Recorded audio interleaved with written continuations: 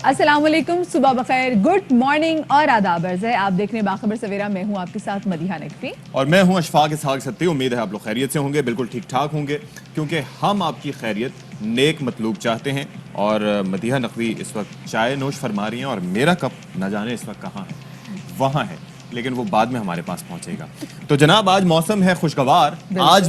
आज आप सवाल उठाए ना कि आज भी मौसम अच्छा नहीं है। आज भी मैंने कल भी कहा था मौसम अच्छा है, लेकिन जो बादल है वो धोखा देने वाले बादल हैं। ऐसे बादल हैं कि आपको लगेगा अभी बारिश होगी, लेकिन बारिश तो कल शहर कराची में नहीं हुई। हवाएं बहुत खूबसूरत चलती रहीं।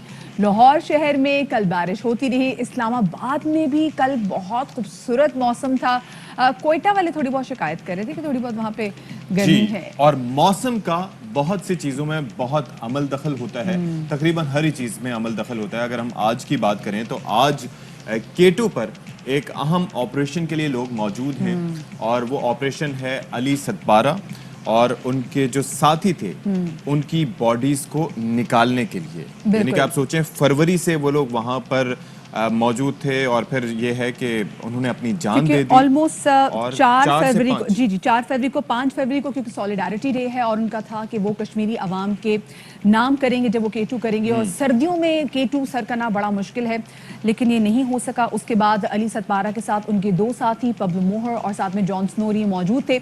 अभी उनके बेटे जो बड़ी ईद पर साजिद सतपारा, हमने देखा कि बैनुल अक़वामी टीम के साथ K2 सर करने के लिए निकले थे। जब वो बॉटल नेक पर पहुंचे हैं तो उन्होंने वहां पर निशानदेही की कि ये 3 डेड बॉडीज हैं, और उन्होंने कहा कि 3 डेड बॉडीज उनके वालिद साहब और 2 उनके साथियों की है। और जब बाद में कहा कि आपने इसकी शनाख्त कैसे की, तो फिर वहां पे भी कहा गया कि देखिए उनको पता होता है कि कौन K2 सर करने जा रहा है, तो उनकी इन्फॉर्मेशन में तमाम एक और चीज भी ये है कि ये 1954 के बाद पहली दफा है कि जनाब 100 के करीब अफराद की अब तक वहां पर हलाकत हो चुकी है, लेकिन आज तक इतने ऊंचे एल्टीट्यूड से कोई बॉडीज जो हैं वो नीचे नहीं लाई जा सकी हैं, क्योंकि बॉडीज का पता भी नहीं चलता।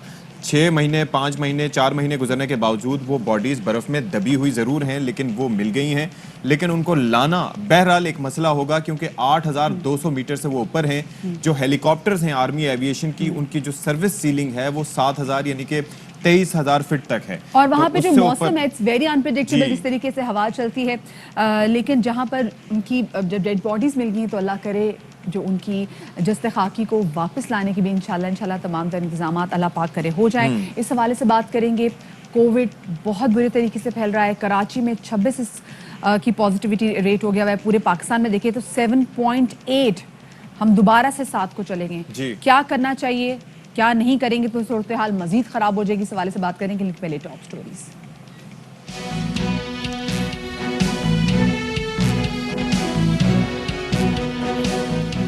अली सतपारा और साथी को पैमाओं की लाशें बेस कैंप तक लाने की कोशिशें।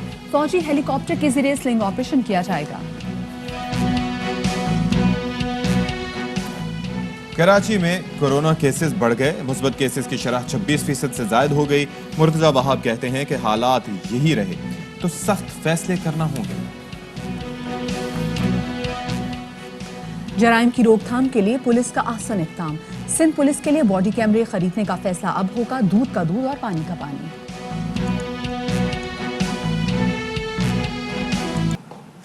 जी, तो अब K2 पर एक और मिशन शुरू होने जा रहा है, और वो मिशन है कौमी हीरो कोपेमा अली सतपारा और उनके 2 साथियों की तलाश का मुहिम। K2 के बेस कैंप 4 के करीब से 2 लाशें मिली हैं, जो कि मोहम्मद अली सतपारा, जॉन स्नोरी की हैं। पब्लो मोहर की लाश की भी तस्दीक कर दी गई है, और जो रिपोर्ट आई है उसके मुताबिक K2 मुहिम के दौरान टीम में शामिल रस्सियां लगाने वाले शेरपाओं को बॉटल नेक के करीब ये लाशें मिली हैं। जी बिल्कुल, बॉटल नेक के करीब ये लाशें मिली हैं, और तकरीबन 300 मीटर के आसपास ये लाशें मौजूद हैं। और ये बड़ा इट्स अ मिरेकल कि इतना अरसा पड़े रहने के बावजूद ये लाशें मिल गई हैं, क्योंकि पहले हम आपको बता चुके हैं शुरू में कि इतनी ऊंचाई पर जाकर जब बर्फानी तूफान चल रहे हों वहाँ पर, तो वहाँ पर लाशें नहीं मिलती। आज तक ऐसा नहीं हुआ। तो जनाब अब होगा ये कि वहाँ से इन लाशों को जो लोग ऊपर गए हुए हैं ऑलरेडी सबमिट करने के लिए, वो कुछ मदद करेंगे, क्योंकि इनको बड़े احتیاط سے نکالنا ہوگا کیونکہ 6 مہینے سے یہ لاشیں برف میں دبی ہوئی ہیں, جمی ہوئی ہیں. ان کو احتیاط سے نکال کر سلیپنگ بیگز میں ڈال کر وہاں سے نیچے تھوڑا سا لانا ہوگا اس الٹیٹیوڈ پر, یعنی کہ 7000 فٹ سے نیچے تقریباً 6500 فٹ پر, اور وہاں سے آرمی ایویشن کے ہیلی کاپٹرز کے ذریعے ایک ایک کر کے, یا ہو سکتا ہے ایک ہی آپریشن کے ذریعے ان کو پھر نیچے لایا جائے گا. لیکن اگر احتیاط نہ برتی گئی تو اس صورت میں احتیاط اس لیے کی جا رہی ہے تاکہ یہ نہ ہو کہ لاش اٹھائیں سلنگ آپریشن کے ذریعے یا کسی طریقے سے اٹھا کے تو وہ لاش ٹوٹ جائے. تو یہ بڑی احتیاط کرنی پڑے گی. لیکن خیر جی, کوپ پیماؤں کے مطابق اس سے پہلے پاکستان میں کبھی ایسا آپریشن نہیں کیا گیا کہ اتنی اونچائی سے لاشوں کو نیچے لایا جائے. اس حوالے سے مزید بات کریں گے head of rescue mission for partner to operation operator association Ali Asghar پورک صاحب ہمارے ساتھ موجود ہیں. علی صاحب بہت شکریہ, آپ نے باخبر سویرا کو وقت دیا. علی صاحب سب سے پہلے بتائے گا کہ کس طریقے سے آپ یہ مشن سر انجام دینے جا رہے ہیں اس ریسکیو کا, اور کیا امیدیں وابستہ ہیں کہ کب تک یہ مشن پورا ہو جائے گا؟ تھینک یو ویری مچ, بہت بہت شکریہ آن لائن لینے کا, اے ایم آئی کا شکریہ. تو ابھی علی ستپارہ کی باڈی تو مل گئی ہے جیسے آپ نے کہا, اور باقی لوگوں کی باڈی مل گئی ہے. ساجد ستپارہ, ایلیا اور پاسانگ شرپا ابھی صبح 7:45 پہ انہوں نے K2 سر کیا ہے. ابھی وہ نیچے آ رہے ہیں اور نیچے آ کے وہ باڈی پہ وہ کام کریں گے اور اس کو سیکیور کریں گے اور نیچے جیسا کہا گیا کہ نیچے لانے کی کوشش کریں گے. اچھا, اب ذرا یہ بتائیے گا کہ کیا یہ کام 2 سے 3 لوگوں کے لیے کافی ہوگا یا اور لوگوں کی مدد کی ضرورت ہوگی؟ کیونکہ دیر از اے ڈفرنس, لاشوں کا برف کے اوپر پڑے ہونا اور برف میں دبے ہونا, اس میں کافی فرق ہے, آپ زیادہ بہتر جانتے ہیں. تو اس کے لیے جو دوسرے جو اوپر کہا یہ جا رہا ہے کہ جو لوگ سمٹ کے لیے گئے ہوئے تھے ان کی مدد بھی لی جائے گی یا ان کو کچھ پے بھی کیا جا سکتا ہے کہ آپ ہیلپ کریں؟ جیسے ساجد ستپارہ کریں گے.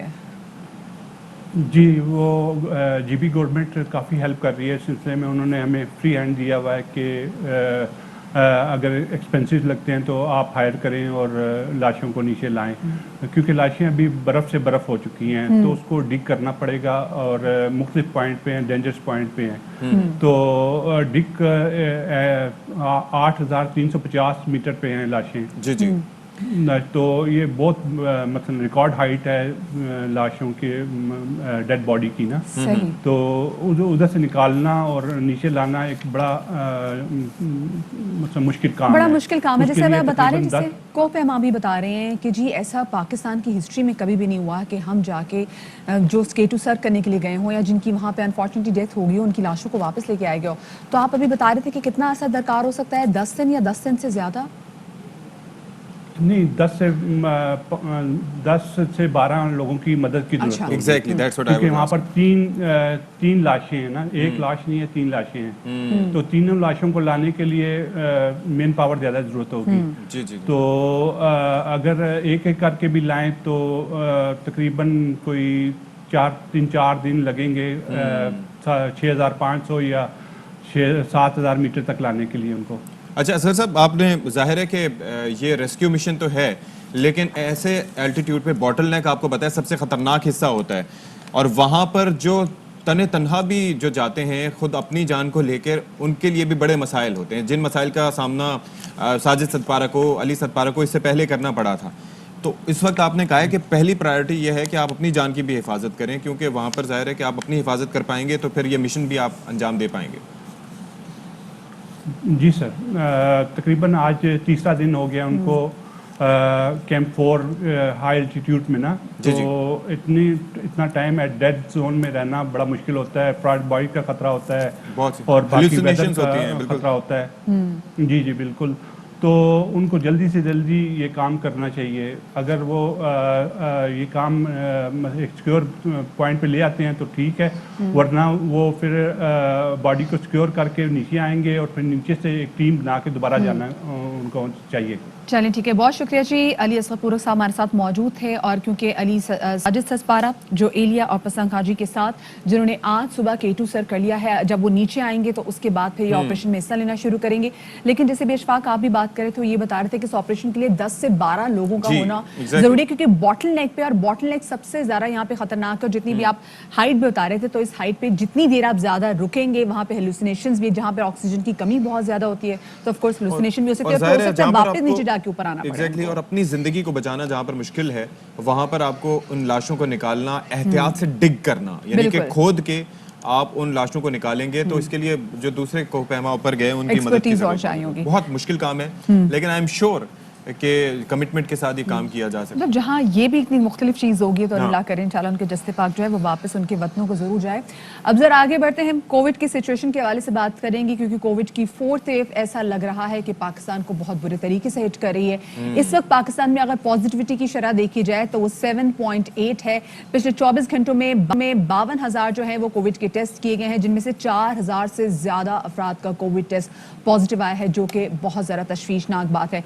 कराची की अगर हम सूरत हाल के हवाले से बात करें तो कराची में जो पॉजिटिविटी की शरह है वो हो गई है 26, और वज़ीर आला सिंध ने हुकाम को हिदायत की है कि कराची में शाम 6 बजे के बाद मुकम्मल तौर पर पाबंदी लगाएं, क्योंकि शहर में सबसे ज़्यादा ज़िला शर्की जो है वो इससे मुतासिर हुआ है, जहां पर अगर उधर की जो पॉजिटिविटी का रेशियो है वो 33% यानी कि 33%। और एक चीज़ याद रखें कि ये शरह इस वजह से डिटरमिन हो रही है कि जब आप टेस्ट कर रहे हैं तो उन टेस्ट के नतीजे में जो नतीजे आ रहे हैं उनसे पता चल रहा है कि इतने लोग इन्फेक्टेड हैं, बहुत से लोग और करवा ही आप नहीं रहे। ये सोचें कि अक्सर जो आबादी है वो टेस्ट नहीं करवा रही, ज़्यादा से ज़्यादा लोग खुद ही बीमार हो रहे हैं। उनका ज़ाहिर है कि पाकिस्तान में आइसोलेट भी कर लेते हैं, मुरतब करना बहुत ही मुश्किल काम है, घर वाले भी छुपाते हैं और गवर्नमेंट को भी इतना इंटरेस्ट नहीं होता, तो ये एक बड़े मसले मसाइल वाली बात है। गवर्नमेंट को इंटरेस्ट नहीं होता, बट गवर्नमेंट के अब अपनी ना घर डोर टू डोर जाके तो टेस्ट नहीं कर सकते। हाँ, लेकिन जो तरक्की याफ्ता ममालिक होते हैं वहाँ पर डेटा होता है लोगों के जीने मरने का, सारी चीज़ों का। यहाँ पर बहुत देर से पता चलता है, और जाहिर है कि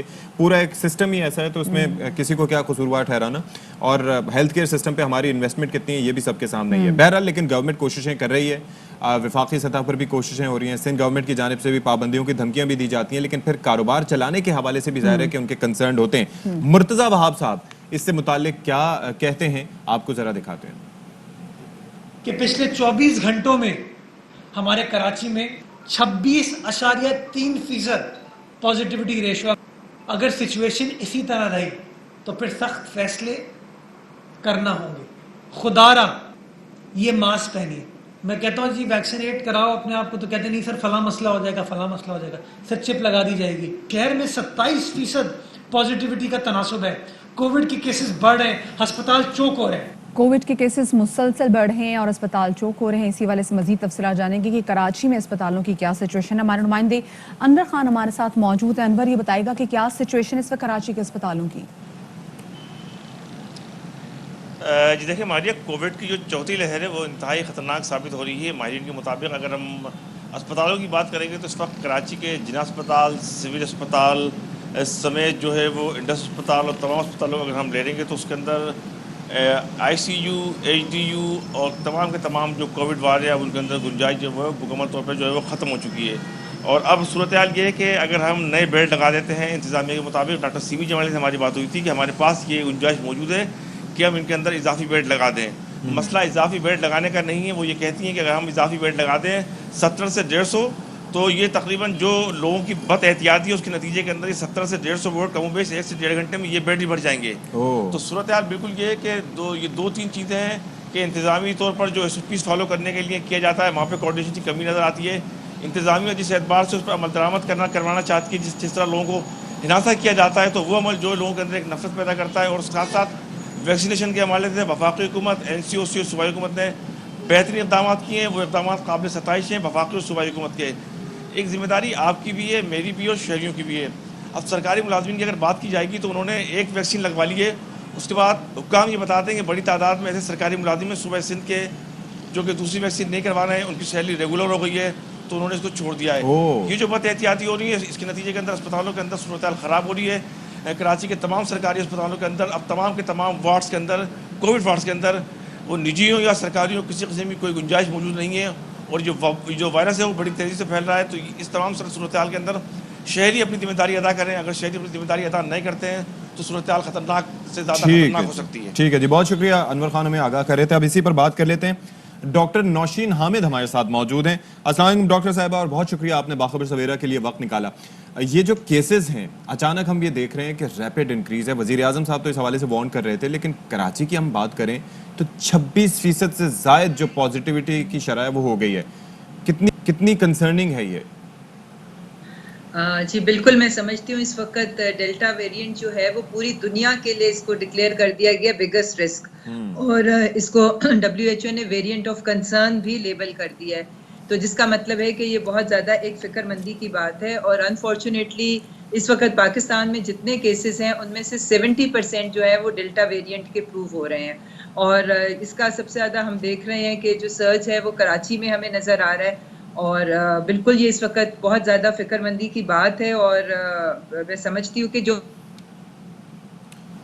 اچھا جی جی ڈاکٹر نوشین حامد ہمارے ساتھ موجود ہیں، کیونکہ اس وقت کراچی میں اور پورے ملک میں جو ڈیلٹا ویریئنٹ کی جو سچویشن ہے یہ کافی زیادہ ورسٹ ہوتی چلی جا رہی ہے.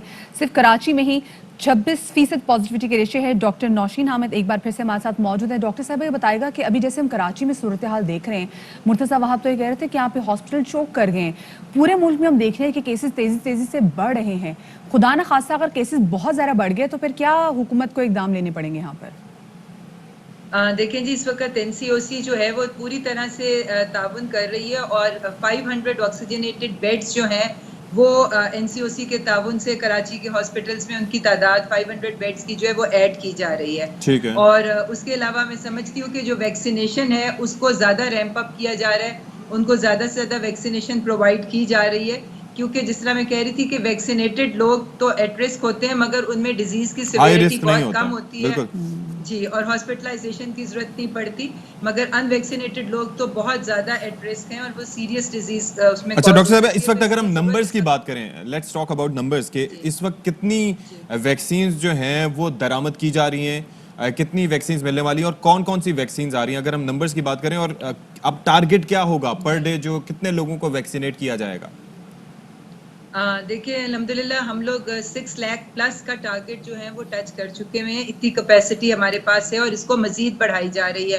اور جس طرح سے یہ کہ اب ہم لوگ یہ انتظار نہیں کر رہے کہ لوگ سینٹرز پر آئیں، بلکہ ڈور ٹو ڈور ویکسینیشن کی کیمپین اسلام آباد میں بھی پچھلے 10 دن سے چل رہی ہے، اور 2 دن پہلے یہ پنجاب کے بھی 4 بڑے شہروں میں، جی لاہور، ملتان، فیصل آباد، 4 بڑے شہروں میں، پنڈی، یہاں پر وہاں پر بھی ڈور ٹو ڈور ویکسینیشن شروع ہو گئی ہے. تو اس وقت سب سے زیادہ فوکس ہمارا یہی ہے، اور اگست کے اینڈ تک کوشش یہی ہے کہ ہمارا ٹارگٹ یہ ہے کہ ہم 40% آف دا پاپولیشن جو ہے ان بڑے شہروں کی اس کو ویکسینیٹ کر لیں.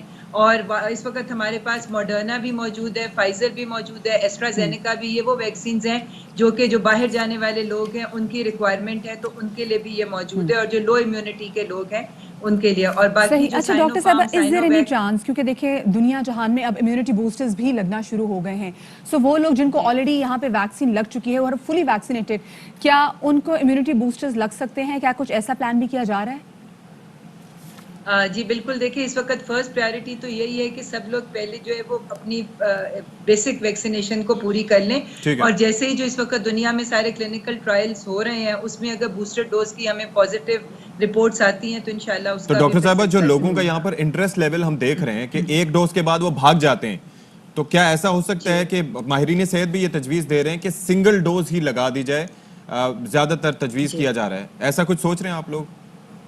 جی بالکل، اس وقت جتنی بھی ڈور ٹو ڈور ویکسینیشن کیمپینز ہو رہی ہیں اس میں سنگل ڈوز جو کینسینو بایو جو پاکستان میں پاک ویک کے نام سے بن رہی ہے نئی میں وہی استعمال ہو رہی ہے، تو ان ڈور ٹو ڈور کیمپینز میں ہم لوگ سنگل ڈوز ہی استعمال کر رہے ہیں. چلے جی بہت شکریہ. اور یہ پاکستان میں خود مینوفیکچر ہو رہی ہے. اچھا جی ٹھیک ہے، بہت شکریہ آپ کا. ڈاکٹر نوشین حامد موجود تھیں، اور اب ظاہر ہے کورونا کی صورتحال تشویشناک ہوتی جا رہی ہے، بڑا کنسرننگ ہے، اینڈ آئی ایم شیور کہ گورنمنٹ بہت سنجیدہ ہے. 6 لاکھ کے مارک کو ہم ٹچ کر رہے ہیں. ریممبر کہ ہم ترقی پذیر ملک ہیں، اور اس کے باوجود کوششیں ہیں کہ کسی طریقے سے عوام کو کوشش یہ کہ اگست تک 70% عوام جو ہے نا وہ ویکسینیٹڈ ہو جائے. ابھی آپ کو ایک اہم ترین خبر دیتے چلیں اسلام آباد اور راولپنڈی سے، کہ اسلام آباد اور راولپنڈی اور اطراف میں وقفے سے بارش کا سلسلہ جاری ہے. ندی نالوں میں طغیانی، نشیبی علاقے زیر آب آ گئے ہیں، اور شہروں میں اس وقت سیلابی صورتحال ہے.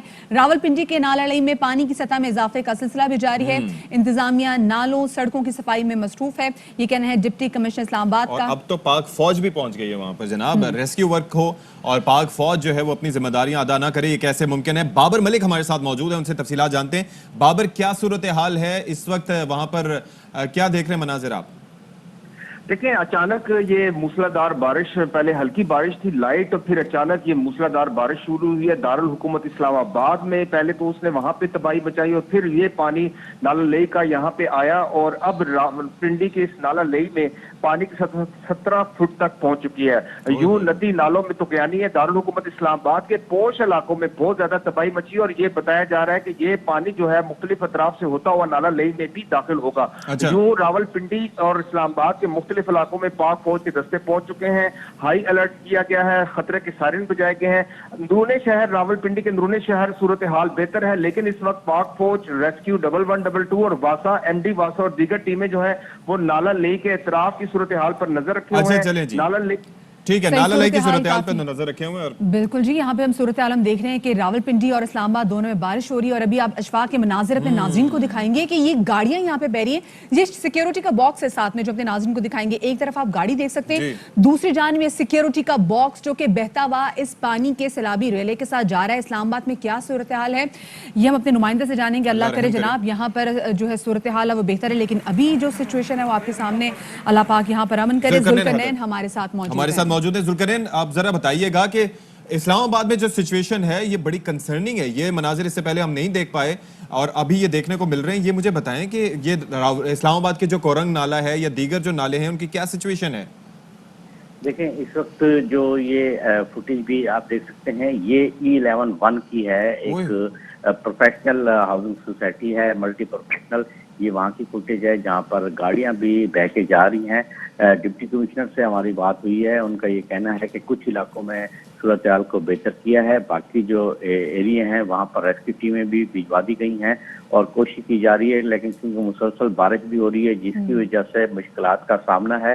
نالوں کی صفائی تو پہلے ہی کرا دی گئی تھی لیکن دیہی علاقوں میں بھی صورتحال اسی طرح کی ہی لیکن یہ پانی آ کہاں سے رہا ہے؟ یہ صرف بارش کا پانی ہے یا کسی نالے کا پانی ہے؟ یہ کہاں سے آ رہا ہے یہ پانی اتنا؟ دیکھیں E11 کیونکہ مارگلا کی پہاڑیوں کے بالکل قریب ہے تو وہاں سے بھی پانی جو ہے بہتا ہوا نیچے ہی آ رہا ہے اور E11 نیچے والی جگہ پہ بنا ہوا تھا جس کی وجہ سے پانی کا فلو اور بھی زیادہ ہو جاتا ہے.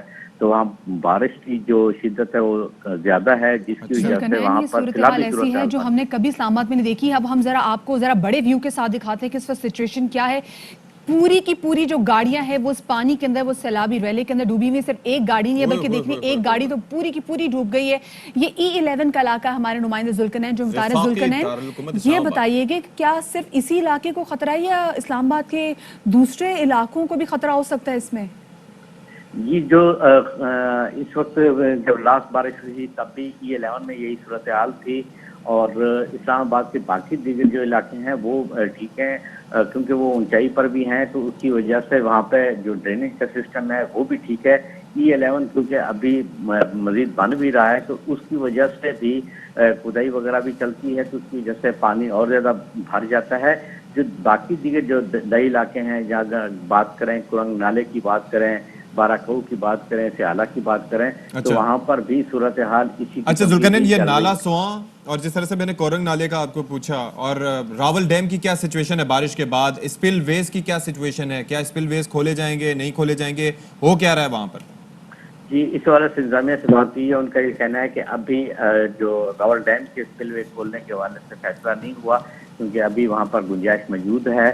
تو اگر صورتحال خطرناک ہوئی تو پھر اسپل وے بھی کھول دیے جائیں گے. اب تو ڈپٹی کمشنر کی جانب سے یہ بھی کہہ دیا گیا ہے کہ کم از کم 2 گھنٹے تک جو ہے بارشوں کا پتہ تھا بارشیں ہوں گی تو لیکن کیا پروونشل ڈیزاسٹر مینجمنٹ اتھارٹی کی جانب سے ایسی کوئی سچویشن کے حوالے سے بتایا گیا تھا کہ اتنی زیادہ بارشیں ہوں گی کہ سیلابی ریلی کی صورتحال پیدا ہو جائے گی؟ اور یہ جو ہم دیکھ رہے ہیں اسلام آباد میں ہم نے یہ مناظر کبھی بھی نہیں دیکھے یہاں پہ. جی بالکل، نیشنل ڈیزاسٹر مینجمنٹ کی جانب سے واضح طور پہ یہ پہلے ہی بتایا گیا تھا کہ اس دفعہ جو ہے بارشیں معمول سے بھی زیادہ ہوں گی اور تمام جو انتظامات ہیں وہ فوری طور پہ کرنے چاہیے. اب انتظامیہ کا یہ کہنا ہے کہ دیگر جو صورتحال تھی ان کو تو ہم نے مزید بہتر کر دیا ہے مگر جو E11 کی صورتحال ہے وہ خود بھی حیران ہے کہ ہم ایکسپیکٹ بھی نہیں کر رہے تھے. نہیں لیکن اب ذرا یہ بتائیں کہ E11 سے یہ جو پانی گزر کے جا کہاں رہا ہے؟ اب اس کی اگلی منزل کہاں ہے؟ دیکھیں یہ E11 سے یہ گزر کے یہ مختلف نالوں کے اندر جو ہے وہ پانی شفٹ ہو رہا ہے اور اس کے بعد اس پانی نے پھر پنڈی کی طرف ہی رخ کرنا ہے یہ ایسا ایسا اس پنڈی کی طرف ہی جا رہا ہے. اب جو نشیبی علاقے ہیں وہ اب بھرتے جا رہے ہیں. اب یہ کوشش کی جا رہی ہے کہ اس طریقے سے اس پانی کو جو ہے وہ فوری طور پہ نکالا جا سکے. ٹھیک ہے جی، بہت شکریہ ذوالقرنین. ہم آپ سے اپڈیٹس لیتے رہیں گے. اور یہ بڑے تشویشناک مناظر ہیں جو آپ اپنی ٹیلی ویژن اسکرینز پر دیکھ رہے ہیں. ہم دوسرے ملکوں میں، جاپان میں، چین میں یا دوسرے جرمنی میں دکھایا تھا کہ وہاں پر بارشیں ہو رہی تھیں اور اس کے بعد کیا سچویشن تھی، اور ابھی یہ منظر ہمیں وفاقی دارالحکومت اسلام آباد کے دکھا رہے ہیں. اور این ڈی ایم اے کو پتا تھا، سب لوگوں کو پتا تھا کہ یہ بارشیں ہو سکتی ہیں، لیکن اس کے باوجود یہ سیلابی ریلا جو ہے انہوں نے شاید یہ فورس ہی نہیں کیا تھا کہ ایسا ہوگا. تو آپ دیکھیں نالڑی میں بھی کس طرح سے طغیانی، اور یہ جو پانی ہے یہ یہاں سے راولپنڈی جائے گا. اب سوچیں یہ پانی جس تیزی سے آ رہا ہے اور جتنا زیادہ پانی آ رہا ہے تو کیا تباہی مچائے گا جس جگہ سے ہوتا ہوا جائے گا. اللہ پاک خیر کرے ان تمام تر علاقوں میں، اسلام آباد اور راولپنڈی میں رہنے والے لوگوں کے ساتھ ہماری دعائیں ہیں. our thoughts are with them. اللہ پاک یہاں پہ صورتحال بہتر رکھیں. لیکن آپ یہ دیکھ سکتے ہیں اشفاق، یہ تو بہت خوفناک مناظر ہے. بڑی سے بڑی گاڑی ایسے ڈوب رہی ہے جیسے بچوں کی گاڑیاں جو ہیں چھوٹی سے بالکل. اور دعا کرتے ہیں کہ یہ صورتحال مزید خراب نہ ہو. اور ظاہر ہے کہ ایک قدرتی آفت ہوتی ہے اور اس کے اندر جناب اس کے امپیکٹ کو روکنے کے لیے، کوئی بھی حادثہ ہوتا ہے اس کا ایک امپیکٹ ہوتا ہے، اس کو آپ روکنے کے لیے پریونٹیو میجرز لیتے ہیں. تو آئی ایم شیور کہ گورنمنٹ کو چاہیے کہ وہ مزید جو ہے وہ اس حوالے سے اقدامات کریں. بالکل جی. اب ہم ذرا کراچی کی بات بھی کر لیتے ہیں.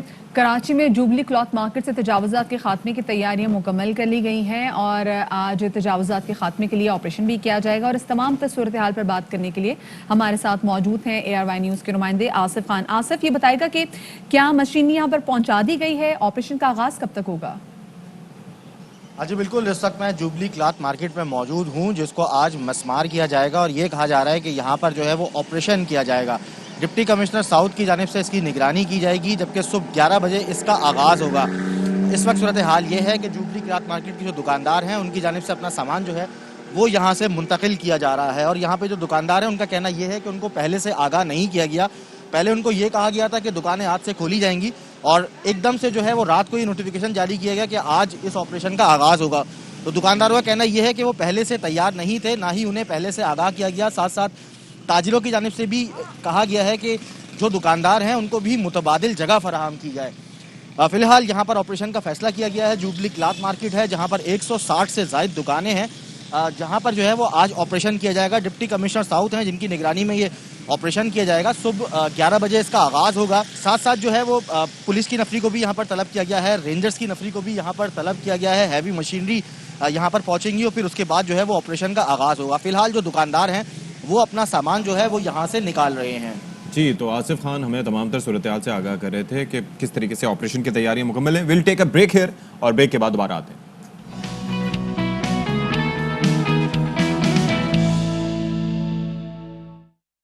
جی جناب، تو welcome back after the break. اور بریک کے بعد ہم بات کریں گے پنجاب اسمبلی کے حلقہ PP 38 کی جو کہ سیالکوٹ کا حلقہ ہے. اس میں ضمنی انتخاب کا میدان سج گیا ہے. پولنگ کا عمل شروع ہے. یہ آج صبح 9 بجے سے جب سے ہمارا شو شروع ہوا ہے تب سے لے کے شام 5 بجے تک بغیر کسی تعطل کے یہ پولنگ کا جو عمل ہے یہ جاری رہے گا. اور جناب مزید صورتحال جو ہے وہ ہم آپ کو نہیں بتائیں گے بلکہ بتائیں گے یار محمد جو اس وقت وہاں پر سیالکوٹ میں موجود ہیں. تو یار محمد بتائیے گا کہ بڑے خوش و مطمئن آپ دکھائی دے رہے ہیں، تو انتخابی عمل کی کیا صورتحال ہے؟ لوگ آ رہے ہیں ووٹ ڈالنے کے لیے؟ دیکھیں اشفاق، جو موسم ہے وہ انتہائی خوشگوار ہے، اس لیے میں آپ کو خوش دکھائی دے رہا ہوں. تاہم جو پولنگ کا عمل ہے وہ ابھی سست روی کا شکار ہے کیونکہ سیالکوٹ کا جو بارش بھی ہوتی رہی ہے اور موسم اس وقت ابر آلود ہے. ٹھنڈی ہوا بھی چل رہی ہے جس کے باعث جو یہاں کے شہری ہیں وہ شاید دیر سے اٹھنا پسند کریں گے کیونکہ ان کو گرمی بھی آج گھروں میں نہیں لگ رہی. اس لیے پولنگ کا عمل کو سست روی کا شکار ہے. اس سیٹ پہ مسلم لیگ نون کے جو کینڈیڈیٹ ہیں طارق سبحانی، ان کا مقابلہ ہے PTI کے احسن بریار سے اور یہ ایکسپیکٹ کیا جا رہا ہے کہ یہ مقابلہ انتہائی سخت کنسیڈر کیا جا رہا ہے. ووٹرز کا بھی جو ہماری بات ہوئی ہے ان کا کہنا ہے کہ کچھ کا کہنا ہے کہ PTI کو ووٹ دیا جائے گا، کچھ کو کہنا ہے کہ مسلم لیگ نون کو ووٹ دیا جائے گا. کل 8 امیدوار ہیں یہاں سے جو الیکشن کو ٹیسٹ کر رہے ہیں جن میں ایک تحریک لبیک کے کینڈیڈیٹ ہیں جبکہ 5 آزاد امیدوار ہیں. خوش اختر سبحانی جو مسلم لیگ نون کے رہنما تھے، ان کے انتقال کے بعد یہ نشست خالی ہوئی تھی جس پہ اب PP 38 پہ الیکشن آج ہو رہا ہے. اور جیسے ہی پولنگ کا عمل جو ہے وہ پورے 8 بجے سٹارٹ ہو چکا تھا جو بلا تعطل شام 5 بجے تک جاری رہے گا. الیکشن کمیشن کی جانب سے سختی سے ہدایات جاری کی گئی ہیں, کورونا SOPs کو فالو کیا جائے, لیکن یہاں پہ ہم نے اکا دکا شہری دیکھے جنہوں نے ماسک لگائے ہوئے تھے. اس کے بعد یہاں پہ جب پولیس کے اعلیٰ حکام پہنچے ہیں ان کی جانب سے یہ ہدایت کی گئی ہے یہاں پہ جو پولنگ کا عملہ ہے کہ کسی بھی شخص کو بغیر ماسک کے ووٹ کاسٹ نہ کرنے دیا جائے. لیکن اب یہ دیکھنا ہوگا کہ کچھ کتنے شہری جو ہیں وہ کورونا SOPs فالو کرتے ہیں کہ نہیں. دوسری جانب اس حلقے میں دفعہ 144 نافذ کی گئی ہے کیونکہ یہ سیالکوٹ شہر ہے اور اس کی تحصیل میں کچھ عرصہ قبل جو ڈسکا میں الیکشن ہوا تھا وہاں پہ کافی زیادہ فائرنگ کے واقعات بھی پیش آئے تھے اور یہاں پہ بھی دشمنی دونوں جماعتوں کے درمیان یہاں پہ بھی ہے. اس لیے دفعہ 144 کے تحت سختی سے احکامات جاری کیے گئے ہیں ضلع انتظامیہ کی جانب سے کہ لائسنس کا بھی اگر اسلحہ ہوگا تو اس کی نمائش پر بھی پابندی عائد کی گئی ہے. جبکہ سیکیورٹی کے بھی انتہائی سخت انتظامات ہیں. 3000 پولیس اہلکار و افسران جو ہیں وہ حلقے میں تعینات ہیں, جبکہ 500 رینجرز کے جوان جو وہ بھی گشت پر مامور ہیں اور جو حساس پولنگ سٹیشن ہے وہاں پر تعینات ہیں. اچھا یار محمد یہ بتائیے گا کہ آپ نے تو بتایا کیونکہ آج موسم بہت اچھا ہے تو کیا صرف موسمی ریزن ہے یا پھر کیونکہ آج یہاں پہ چھٹی نہیں ہے, پبلک ہالیڈے نہیں, اس لیے جو ٹرن اوور جو ایکسپیکٹ کیا جا رہا تھا اتنا نہیں مل رہا؟ دیکھیں حلقے میں عام تعطیل کا اعلان نہیں کیا گیا. جن سکول اور کالجز میں پولنگ سٹیشنز قائم کیے گئے ہیں وہاں پہ صرف چھٹی ہے اور جن میں نہیں پولنگ سٹیشن قائم کیے گئے وہاں پہ کچھ اسٹوڈنٹس کو بھی ہم نے دیکھا ہے کہ وہ تعلیم حاصل کرنے کے لیے مختلف سکولز اور کالجز کا رخ کر رہے ہیں. اس لیے عام تعطیل نہ ہونے کے باعث جو ہے وہ ابھی تک ووٹرز کی تعداد اتنی زیادہ نہیں دیکھی گئی, لیکن یہی ایکسپیکٹ کیا جا رہا ہے کہ 12 بجے کے بعد جو ووٹرز ہیں وہ گھروں سے نکلیں گے جو اپنا آ کے ووٹ کاسٹ کریں گے. اور یہ بائی الیکشن ہے تو اس لیے جو ٹرن آؤٹ ہے وہ اتنا زیادہ نہیں ہوتا. لیکن آج دوسرا فیکٹر یہ ہے کہ موسم خوشگوار ہے, تاہم محکمہ موسمیات کا یہ بھی کہنا ہے کہ وقفے سے بارش کا امکان ہے. اگر تو بارش ہوئی تو پھر تو ووٹر شاید اتنا نہ چلیں جی اگر بارش ہے تو پھر شاید ووٹر اتنا نہ نکلے. یار محمد نے بڑی تفصیلی جناب ہمیں تمام صورتحال سے آگاہ کیا, بہت شکریہ جی. محمد ہمارے رپورٹر سیالکوٹ میں موجود ہیں کیونکہ آج PP 38 سیالکوٹ میں ہو رہے ہیں ضمنی انتخابات اور کیونکہ بائی الیکشن ہے, بائی الیکشن میں نے دیکھا لوگوں کی ایکسائٹمنٹ اتنی نہیں ہوتی اور ابھی تو شروع ہوئے ہیں. جی ابھی تو پارٹی شروع ہوئی ہے اور ابھی ظاہر ہے کہ اٹھیں گے سکون سے, کچھ لوگ آفیسز میں بھی ہوں گے, ان کو بھی وقت نکال کے آنا ہوگا, تو لیٹس سی واٹ ہیپنس. اب جناب ایک اور اہم خبر معاشی میدان سے وہ یہ ہے کہ اسٹیٹ بینک کی جانب سے آئندہ 2 ماہ کے لیے مانیٹری پالیسی جاری کر دی گئی ہے اور شرح سود جو ہے یعنی کہ انٹرسٹ ریٹ جو ہے وہ 7% پر برقرار رکھنے کا فیصلہ کیا گیا ہے. بالکل جی. گورنر اسٹیٹ بینک رضا باکر کا کہنا تھا کہ کرنٹ اکاؤنٹ کا 7 سال کی سب سے کم سطح پر ہے اور پالیسی ریٹ 7% پر برقرار رکھنے کا مقصد نئی صنعتوں کا فروغ ہے. ساتھ میں یہ بھی بتایا گیا ہے کہ پالیسی ریٹ مہنگائی کی شرح سے کم ہے اور مہنگائی کی شرح کم کرنے کے لیے یہ اقدامات کر رہے ہیں. اور اسی والے سے بات کرنے کے لیے ہمارے ساتھ موجود ہیں ماہر معاشیات حسن. ان سے جانیں گے یہ جو مانیٹری پالیسی پر اعلان کیا گیا ہے یہ آپ آگے کتنا سود مند دیکھ رہے ہیں. بہت شکریہ سر آپ کا, آپ نے وقت دیا. یہ بتائیے گا جس مانیٹری پالیسی کا اعلان کیا گیا ہے کیا لگ رہا ہے آپ کو کہ اس کے کتنے مثبت جو ہیں وہ ایفیکٹس ہوں گے؟ دیکھیں جی مانیٹری پالیسی جو ہے نا میرا خیال ہے وہ تو دیٹ از کنٹینیو 7% پہ ہی چل رہی ہے پچھلے 1 سال سے.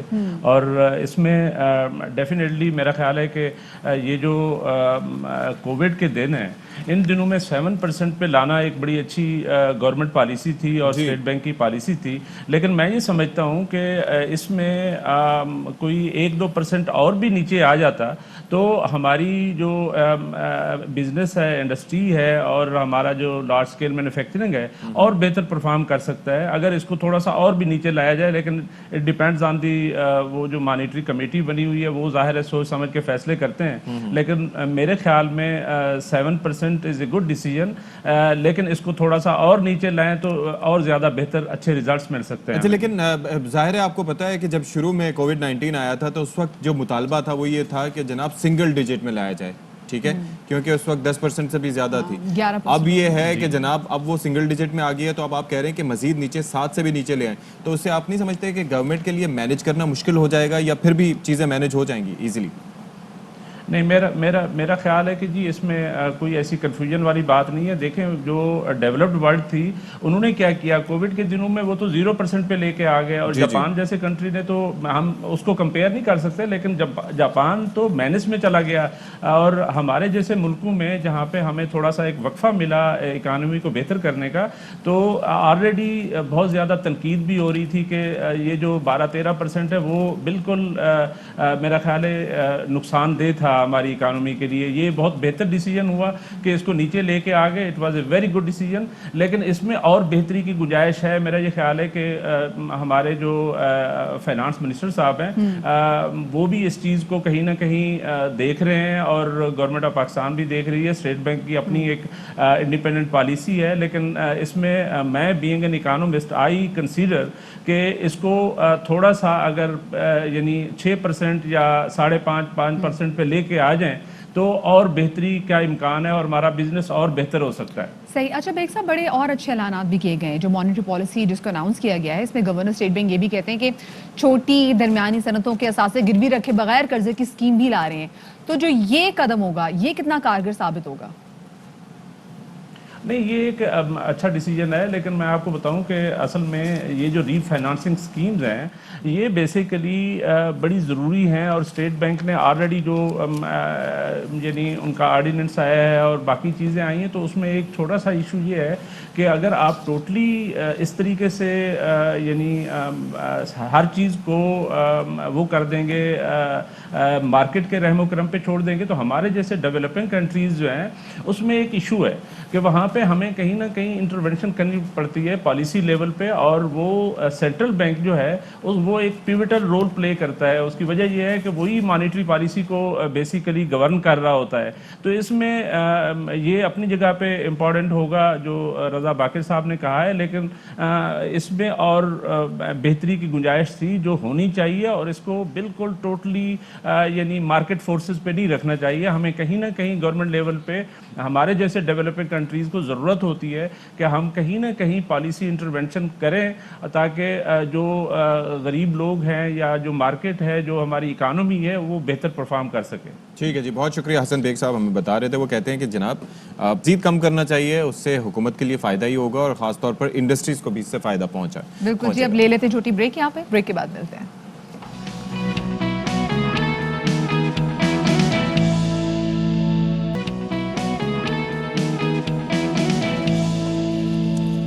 جی جناب, اب تذکرہ ہے کھیل کے میدان سے خبر کا, اور خبر یہ ہے کہ 4 T20 میچز ہوں گے. ان میں سے پہلا T20 پاکستان اور ویسٹ انڈیز کے درمیان آج کھیلا جائے گا. بالکل جی, اور T20 میچ گو کہ ویسے تو پاکستان کا فارمیٹ ہے, لیکن جو پچھلے میچ میں انگلینڈ نے ہمارے ساتھ کیا تھا, پہلا میچ تو ہم بڑی مشکل سے جیتے تھے, بٹ دوسرے میں تو ایسا لگ رہا تھا ہم نے فائٹ ہی نہیں کی.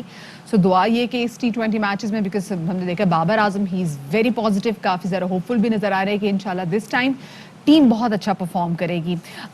پاکستانی ٹیم بابر اعظم کی قیادت میں میدان میں اترے گی, جبکہ ویسٹ انڈیز کو کیرن پولارڈ جو ہے لیڈ کریں گے, اور گرین شرٹس کامیابی کے لیے کافی زیادہ پرعزم ہے. نہ صرف وہ پرعزم ہے بلکہ ہم لوگوں نے بھی جو اپنے دعاؤں کے اکاؤنٹس ہیں یہ کھول دیے. جی بالکل, دعاؤں کے اکاؤنٹس کھولنا بہت ضروری ہے, کیونکہ ہماری ٹیم کو دبا کے ساتھ دعا کی اشد ضرورت ہوتی ہے, بلکہ ہر کسی کو ہوتی ہے. لیکن ظاہر ہے کہ ہم دعا اس لیے بھی کرتے ہیں کہ ان میں عزم اور حوصلہ برقرار رہے. تو اسی حوالے سے بات کر لیتے ہیں. ٹیسٹ کرکٹر توصیف احمد صاحب ہمارے ساتھ موجود ہیں. توصیف صاحب, بہت شکریہ, آپ نے ہمارے لیے وقت نکالا. فرمائیے گا کہ یہ جو سیریز ہونے جا رہی ہے, آبویسلی ویسٹ انڈیز کی بات کریں تو ان کا ٹیمپرامنٹ بھی کافی تیز ہے, تیز کھیلتے ہیں ان کے پلیئرز, اور شارٹ فارمیٹ ان کو بھی کافی سپورٹ کرتا ہے. اور پاکستان کی بات کریں وہ تو آپ کو پتہ ہی ہے, تو پلڑا کس کا بھاری دیکھ رہے ہیں آپ؟ بڑی مشکل سیریز ہے, اور اس سے پہلے بھی جو ہم سیریز کھیلے ہیں, ظاہر ہے انگلینڈ کے خلاف اتنی اچھی سیریز ہماری نہیں گئی, اور یقینی طور پر پریشر ضرور ہوگا, بٹ ایک نئی سیریز ہے, اور یہ فارمیٹ جو ہے پاکستان اس میں بہت اچھا کھیلتا ہے. انفارچونیٹلی ہم لوگ اتنا اچھا نہیں کھیلے, بٹ ضرور پلہ بھاری ہے ان کا, اور ان کے نئے پلیئرز بھی, پرانے پلیئرز آئی مین کہ واپس آ گئے ہیں, اور کرس گیل وغیرہ, براوو, اور بیٹنگ لائن ان کی بہت زبردست ہو گئی ہے. اور میں سمجھتا ہوں کہ بڑے ٹف آنا پڑے گا ہمیں. اور جس طرح کا میں میچ دیکھ رہا تھا ابھی آسٹریلیا کی جیسے سیریز ہوئی ہے, اس میں گین ٹرن کر رہا تھا بارباڈوز میں, اور بارباڈوز میں ان کے میچز ہیں.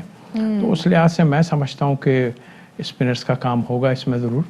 बट यकीनी तौर पे वो एक बड़ी टीम बना के लाएं और उनकी जो है वो स्ट्रेटजी प्लान कर रहे हैं. जो एक बड़ा इवेंट आने वाला है T20 का, हर टीम कर रही है. हम लोग ज़रा उसमें मुश्किलात में हैं, इसलिए कि हम वो चीज़ नहीं कर रहे जो दूसरे कर रहे हैं. आप जैसे मैंने कहा, ब्रावो आया, उनके यहाँ क्रिस गेल आए, और भी कई प्लेयर, 3-4 प्लेयर ऐसे आए जो इस फॉर्मेट में बहुत लंबे हिटिंग करते हैं. बट उस दिन जो अच्छा खेलेगा ज़रूर, बट हमें तो होप है कि पाकिस्तान इसमें बड़ा अच्छा है, इसलिए ज़रूर अच्छा खेलना चाहिए. तौसीफ साहब ऐसा ही हो. लेकिन ऑस्ट्रेलिया की टीम कितनी तगड़ी है, उसको T20 में वेस्ट इंडीज़ ने जो हरा दिया, और बड़ी लोडेड होकर टीम इस बार भी सामने आ रही है पाकिस्तान के.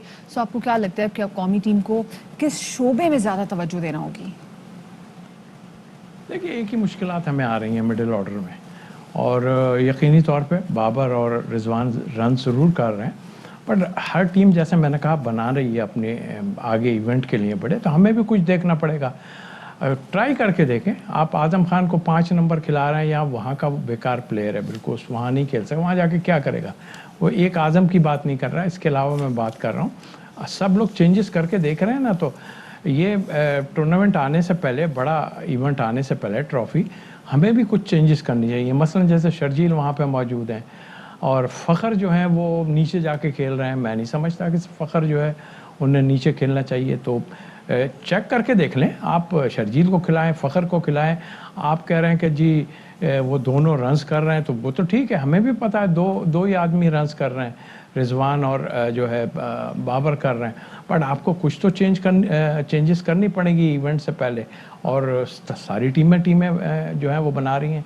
इंग्लैंड ने आपने देखा नए प्लेयर्स खिलाए हैं, तो हमें ये करके देखना पड़ेगा सब कुछ. अच्छा, अगर हम इसके हवाले से बात करें, उनको काउंटर करने के लिए जाहिर है कि उनका बैटिंग लाइनअप बहुत स्ट्रॉन्ग है. पोलार्ड उनकी क़यादत करें, he is a very hard hitting batsman, और भी दीगर, कार्लोस ब्रैथवेट की बात करें, वो भी बड़े अच्छे प्लेयर हैं. तो हमारे पास जो अटैक है उसको किस तरह से यूज़ करना चाहिए? कौन ज़्यादा मुफीद होगा, स्पिनर्स या फिर फास्ट बॉलर्स? देखिए, वहाँ की पिचेस इस फास्ट बॉलर को हेल्प ज़रूर कर रही है थोड़ा बहुत. जो भी है अनइवन खेलता है, थोड़ा सा ऊपर नीचे रह रहा है. लेकिन आई थिंक मुझे दोनों टीमों में उनके भी स्पिनर, 1-2 बड़े अच्छे स्पिनर आ गए. लेग स्पिनर है, लेफ्ट आर्म स्पिनर है. हमें 2 लेग स्पिनर खिलाने चाहिए, क्योंकि ये हिटिंग करते हैं. अगेंस्ट द स्पिन अगर ये जो है हिट करने की कोशिश करेंगे तो बहुत चांसेस है आउट होने के. तो आई थिंक मिला जुला रुझान रहेगा, but I think dominate spinners को करना चाहिए. अच्छा तौसीफ साहब, जाते जाते भी बता दें, वेस्ट इंडीज़ की टीम में कौन से ऐसे खिलाड़ी हैं जो कि बाजी पलटने की सलाहियत रखते हैं, और फिर उनके खिलाफ कौमी टीम को क्या हिकमत अमली अपनानी होगी? देखिए, शॉर्ट फॉर्मेट है, इसमें कभी भी कुछ हो सकता है. बट यस, हमारे पास ऊपर से खेलने वाले हैं ज़रूर किया, लेकिन हमारे पास लंबी हिटिंग करने वाले नहीं हैं. क्योंकि मिडिल ऑर्डर में जब ओवर्स कम रह जाते, 6 ओवर्स में तो आपने पहले रन बनाने ही बनाने हैं. इसीलिए मैं शर्जील और फ़खर की बात कर रहा हूँ. मिडिल ऑर्डर में आप बाबर आ जाएं और रिजवान आ जाएं, तो उनके प्लेयरों में नीचे तक बहुत लंबी हिटिंग करने वाले हैं. क्रिस गेल है, ब्रावो जैसे मैंने कहा, और भी उनके कई ऐसे प्लेयर हैं. पोलार्ड उनके प्लेयर्स हैं ऐसे जो क्या नाम है वो लंबी छक्के मारते हैं. और रसल, यस, ऑलराउंडर, और उनको इस्लामाबाद यूनाइटेड में खेला उनको, और सबको मालूम है बहुत लंबी जो है हिटिंग करते हैं. तो इस फॉर्मेट में छक्के मारने वाले प्लेयर भी चाहिए होंगे. बिल्कुल जी, छक्के मारने वाले प्लेयर बहुत ज़रूरी हैं. हमारे पास अब्दुल रज़ाक थे, अजहर महमूद थे, इसके अलावा वसीम अकरम भी जाकर जो है वो काफ़ी हिटिंग करते थे. तो ऐसी ज़रूरत है हमारी टीम को. बिल्कुल जी, बड़े तगड़े खिलाड़ी यहाँ पे चाहिए, क्योंकि हमने देखा कि T20 में हम कह रहे थे जी कि इंग्लैंड के जो खिलाड़ी हैं वो बड़े नए खिलाड़ी हैं. उनके नए खिलाड़ियों ने जी हमारे साथ जो किया. फिर उसके बाद वेस्ट इंडीज़ में हमने देखा कि अपने पुराने कमाल खिलाड़ी लेकर आ गए, जो पाकिस्तान में PSL में कभी नहीं चलते. खैर जी, अब हम ज़रा बात कर लेते हैं बलूचिस्तान के हवाले से. और बलूचिस्तान की जब हम बात करें तो जहन में सबसे पहले अगर खानों की बात करें तो सज्जी जो है वो हमारे जहन में आती है, क्योंकि सज्जी कहा जाता है कि अगर आपने बलूचिस्तान की नहीं खाई ना, तो फिर आपने सज्जी खाई नहीं. और सज्जी को कैसे तैयार किया जाता है, क्या लवाजमात होते हैं उसके, अजीजुर रहमान काकड़ हमें बताएंगे. बलूचिस्तान की रिवायती और पसंदीदा कानून की अगर बात की जाए तो सज्जी का नाम सबसे पहले जहन में आता है. सज्जी यहाँ के लोगों की सबसे पसंदीदा खुराक है. वो जब बाहर से जो भी मेहमान आते हैं उनको सज्जी ख़ास तौर पर खिलाई जाती है. यहाँ की रिवायती कानों में सज्जी सबसे ज़्यादा खाई जाने वाली डिश है. इस वक्त मैं मौजूद हूँ कोयटा के जिना रोड पर, जहाँ पर पिछले 50 सालों से ज़्यादा ये सज्जी की जो होटल है वो कायम है. इस वक्त उस्ताद मेरे साथ मौजूद है जो तकरीबन 20 साल से सज्जी बनाने का काम कर रहे हैं। उन्हीं से जानना चाहेंगे कि लोग किस मौसम में ज़्यादा सज्जी खाते हैं और वो ये किस तरह तैयार की जाती है, इसको तैयार करने में कितना वक्त दरकार होता है। जी, मेरा ये होटल अल्हम्दुलिल्लाह 1968 से मेरा वालिद साहब ने बनाया है और पहला मशहूर लेडी सज्जी हम लोग का जो जिना रोड पर है, ये पहला शॉप जो हम लोगों का है। चिकन में करीब कोई 3 घंटा लगता है, मटन में करीब कोई 4 घंटा लगता है पकने में। मौसम में शौक से ज़्यादा अमूमन लोग सर्दी में खुराक करने की तर्ज के ऊपर आते हैं कि सर्दी में जो है ना ज़्यादा चलते हैं और हम लोग के चारों सूबों से अल्हम्दुलिल्लाह यहाँ पे मेहमान आते हैं हम लोग की तरफ से। जी बिल्कुल, आपने सुना इनका यही कहना था कि हर मौसम में लोग सब्जी ज़्यादा शौक से खाते हैं, ख़ास कर सर्दियों के मौसम में ये गर्म खुराक है, इसलिए लोग सर्दियों में ज़्यादा शौक से खाते हैं। और यहाँ बलूचिस्तान के अलावा चारों सूबों से लोग यहाँ सब्जी खाने आते हैं। जी जनाब, तो क्या शानदार नज़ारे थे और क्या खूबसूरत सब्जियां थी, लेकिन लजीज भी होंगी आई एम श्योर, लेकिन हम उससे फायदा नहीं उठा सकते। कोयटा की सब्जी वाकई कमाल होती है जो आपको कहीं नहीं मिलती। जाएंगे एक दिन। जी ज़रूर। अच्छा जी, अब आगे बढ़ते हैं और आपकी काम खबर से आगाह करते चलें कि मुआविन ख़ुसूसी वज़ीर आला पंजाब डॉक्टर फिरदौस आशिकावान कहती हैं कि PP38 में बरसों से एक माफिया मुसल्लत रहा जिन्होंने ज़िले सुबहानी की तरह अपने महल और वसीअरीज़ जायदादें बनाई और हल्के के अवाम के लिए कुछ ना किया। पहली मरतबा PTI PP38 में रिकॉर्ड तरक्याती काम करवा रही है और हल्के के अवाम की तकदीर बदल रही है। नया बदलता और तरक्की याफ्ता PP38 कौम को मुबारक हो। और यहाँ पे एक ब्रेक ले लेते हैं, ब्रेक के बाद दोबारा हाजिर हो गए।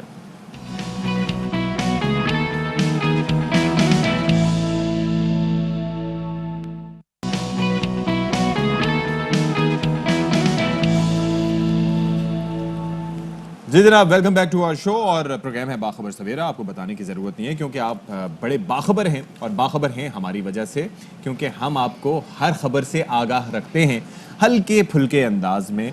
लेकिन बाज़ खबरें ऐसी होती हैं जो आपका दिल दुखा देती हैं, दहला देती हैं, आपको परेशान करती हैं। हमारा भी साथ में दिल दुखा होता है। ज़ाहिर है आप सोचने पे मजबूर होते हैं कि हमारे मुआशरे में ऐसा क्यों कर हो रहा है।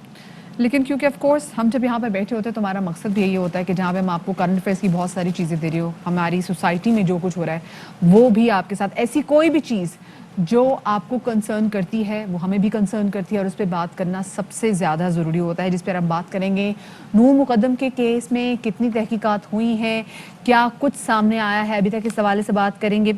और जो जासूसी का सॉफ्टवेयर था पेगासस, ये इसका पता लगाने के लिए कि ये कौन से फ़ोन में ये सॉफ्टवेयर है या नहीं, इसके लिए भी एक सॉफ्टवेयर जो है ना वो बना लिया गया। जनाब हम तो चेक भी कर लेंगे, लेकिन हम इतने इंपॉर्टेंट नहीं है कि हमारे फ़ोन में कोई पेगासस डाल के हमारी जासूसी करे। ज़ाहिर है सरबान मुमलिकत हो गए या फिर कोई, वैसे सहाफ़ियों के भी होता है लेकिन पाकिस्तान में नहीं, दीगर ममालिक में हमने ये देखा कि इंडिया ने तो जो तबाही मचाई है, इंडिया ने अपने सहाफ़ियों को, अपने पॉलिटिशियंस को, सबकी जासूसियाँ करते रहे।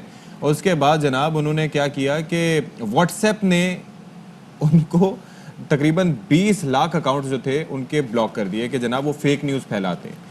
तो इंडिया में तो अच्छा, वैसे ऐसा तो होना चाहिए, फेक न्यूज़ तो जो भी फैलाते हो, क्योंकि आजकल आप किसी शख्स से किताबों का हवाला दे के भी बात करें, आप उनसे न्यूज़ चैनल्स का, शोज़ का, कुछ भी अखबार का हवाला दे के बात करें, वो आपकी बात नहीं मानेंगे और वो जो खुद अपना मंतक पेश करे वो कहेंगे जी हमने तो व्हाट्सएप पे पढ़ा था। ये देख लो, व्हाट्सएप तो हमें व्हाट्सएप पे आया था, तो लोगों का व्हाट्सएप पे बड़ा ईमान ताज़ा हो गया। और व्हाट्सएप इंतजामिया परेशान है भारत को लेके, क्योंकि भारत के एक एक करके उसके चेहरे से जो नकाब हैं वो उतरते जा रहे हैं, फिर भी दुनिया को समझ नहीं आ रही। हम अब शामिल करते हैं टॉप स्टोरीज।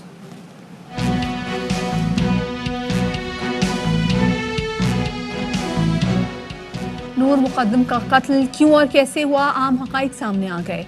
CCTV फुटेज ने मामला खोल दिया। वारदात मुकम्मल मंसूबाबंदी के तहत की गई। मरकजी मुलजिम का इतराफ है जुर्म, माजी में भी ऐसे जराइम करता रहा।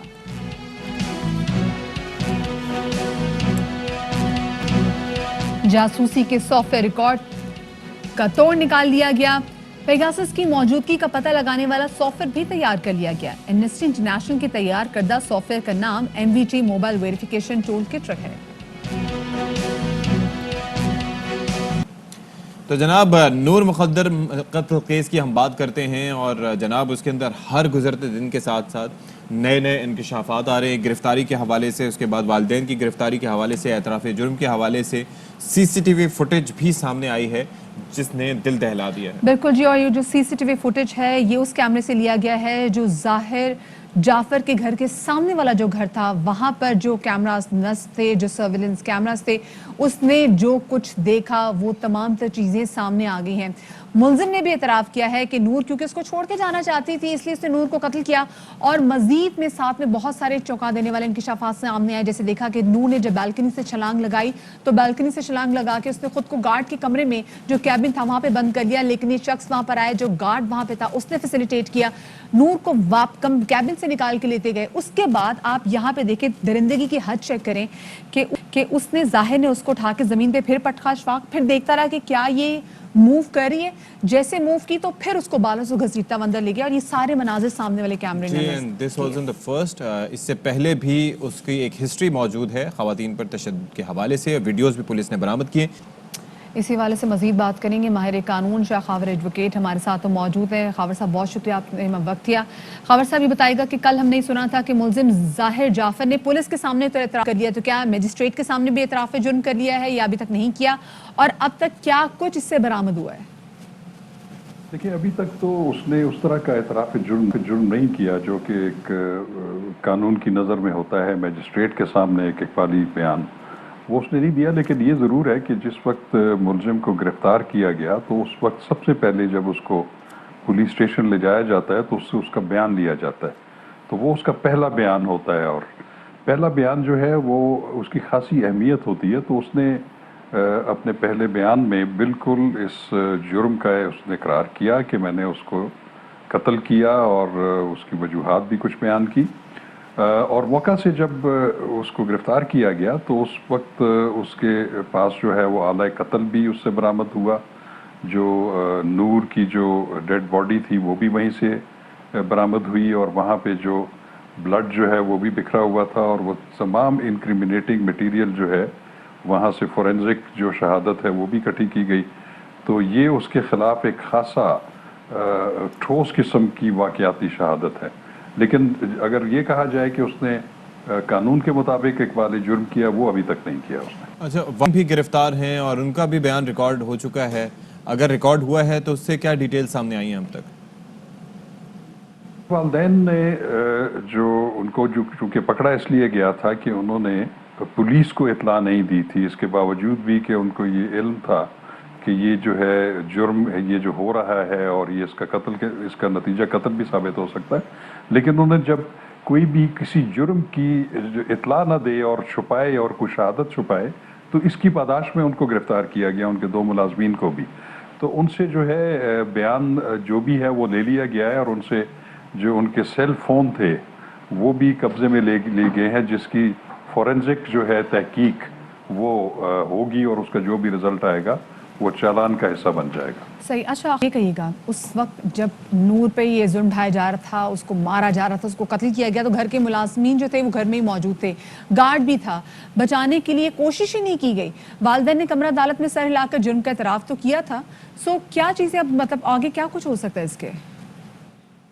ये बिल्कुल ये बड़ी एक अजीब बात है कि जब CCTV फुटेज में भी जो है ये बात सामने आई है कि उस लड़की ने अपने आप को बचाने के लिए टेरेस से छलांग भी लगाई, और उसमें फुटेज में ये भी शो हो रहा है कि एक मुलाजिम जो है उसको देख भी रहा है, लेकिन उसने न सिर्फ उनको बचाने की भी कोशिश नहीं की और उसने पुलिस को भी इत्ला नहीं की। लेकिन बाद में पता चला कि उसने मुलजिम के वालिदैन को बज़रिए टेलीफोन आगाह किया, जिसके बाद की सूरत हाल जो है वो ये है कि वो जो सेंटर वाले लोग थे, थेरेपी सेंटर के, वो लोग आए और उन्होंने भी आके जब देखा कि ये वारदात हो चुकी है तो उन्होंने भी पुलिस को इत्ला नहीं दी। अब जरा मुकदमे के हवाले कर लें, अभी तक कौन कौन सी दफात इसमें शामिल हैं और कौन सी मजीद दफात जो हैं उनकी एडिशन हो सकती है इसमें?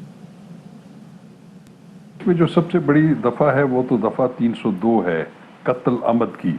वो तो मुलजिम ज़ाहिर की हद तक है। बाकी जो जराइम हैं जैसे शहादत को छुपाना, उसमें दफ़ा 201 है ताज़ीरात पाकिस्तान की। फिर आनत जुर्म में भी उन पे लग सकती है सेक्शन 109। तो ये वो दफ़ात हैं जो अभी तक लगी हैं, और उसके बाद भी देखा जाएगा कि किस किस के ख़िलाफ़ क्या क्या जुर्म बनता है। तो वो फिर जब ये अदालत में ट्रायल होगा तो ट्रायल कोर्ट भी ये देखेगी कि जो वाक़यात और जो एलिगेशंस हैं उसके मुताबिक 302 के अलावा कौन कौन सा सेक्शन जो है ताज़ीरात पाकिस्तान का वो इस पे लग सकता है। सही, बहुत शुक्रिया जी। बाबर साहब हमारे साथ मौजूद थे। अभी जो मुल्जिम जो पकड़ा गया है और जिसने इतराफ़ जुर्म भी किया, अभी खैर मजिस्ट्रेट के सामने तो ऐसे इतराफ़ जुर्म नहीं किया, लेकिन जो उसके मोबाइल से मजीद वीडियोस जो मिली हैं जिसपे ख़वातीन पे तशद्दुद कर रहा है, यूके में भी इसकी हिस्ट्री रही है जिसकी वजह से इसको रिपोर्ट भी किया गया था।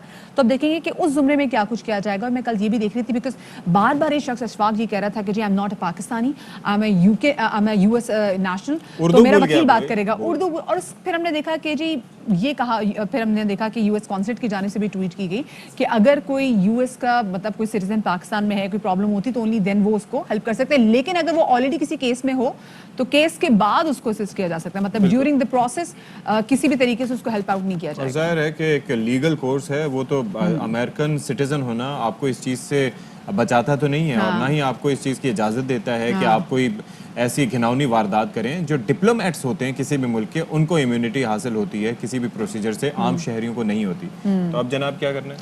जनाब अब आगे बढ़ते हैं और ऐसी स्टोरी आपके साथ शेयर करते हैं जिसकी वजह से आपको हिम्मत मिलेगा, आपको हौसला मिलेगा और बहुत सारे लोग जो ज़िंदगी में कहीं ना कहीं उम्मीद और आस का दामन छोड़ देते हैं उनको एक बार फिर से नई ज़िंदगी मिलेगी। हम आपको बताने जा रहे हैं कहानी लाहौर के 30 साला मोहम्मद अजीम की, जो एक बेहतरीन जिमनास्ट है। आप कहेंगे जी चलो ठीक है बेहतरीन जिमनास्ट है तो क्या हुआ, लेकिन इनकी बात यह है कि हाथ पांव से महरूम होने के बावजूद जिमनास्टिक के माहिर, और यही नहीं ये बहुत अच्छे पेंटर और बहुत अच्छे उस्ताद भी हैं। जी बिल्कुल, और कंप्यूटर की महारत भी रखते हैं और उनका ये इरादा है कि वो जाके जनाब ओलंपिक्स में पाकिस्तान का नाम रोशन करें। तो जनाब क्या बात है, क्या उसका मतलब एक आप देखें कि इंथुजियाज्म है, क्या हौसला है। आम लोगों में ये हौसला नहीं होता लेकिन उनमें हौसला देखें, और ये मनाजिर भी आप अपने टेलीविजन स्क्रीन पर देखें।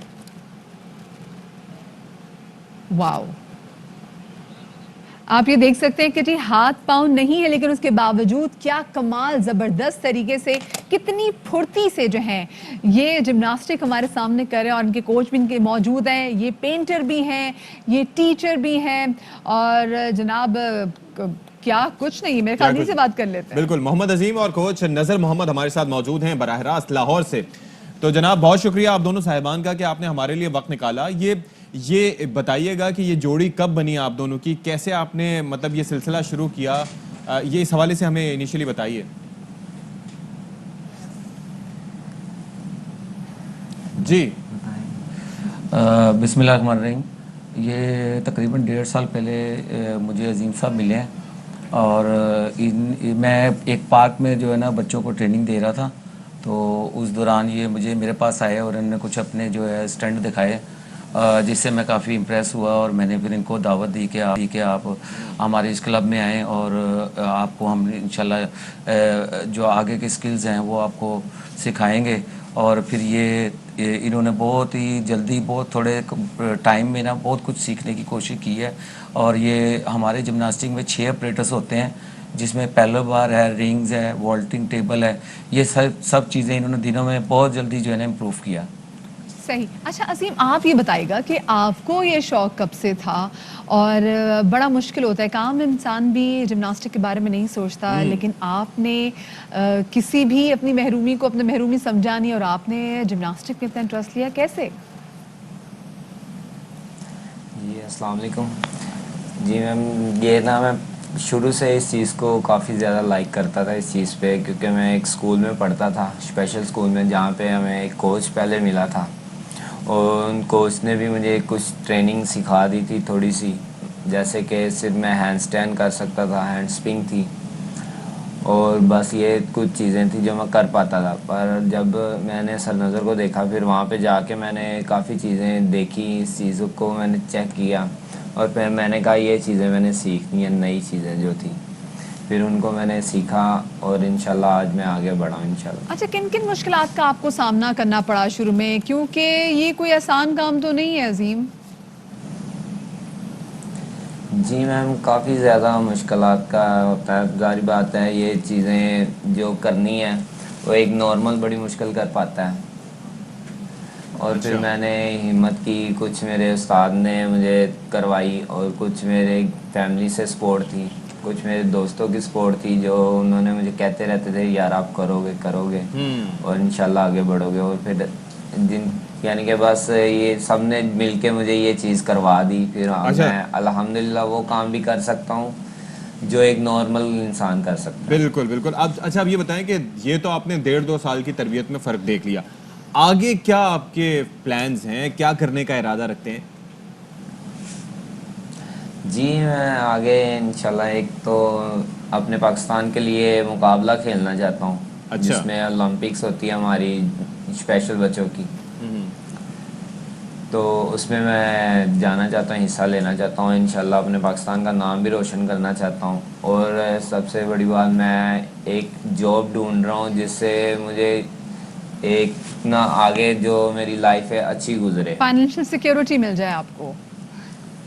जी जी सही। अच्छा कोच हमारे साथ नजर आप ये बताइएगा, आपको क्या लगता है कि मजीद क्या कुछ कैपेसिटी है अजीम में, आप मजीद और क्या कुछ अजीम को सिखा सकते हैं?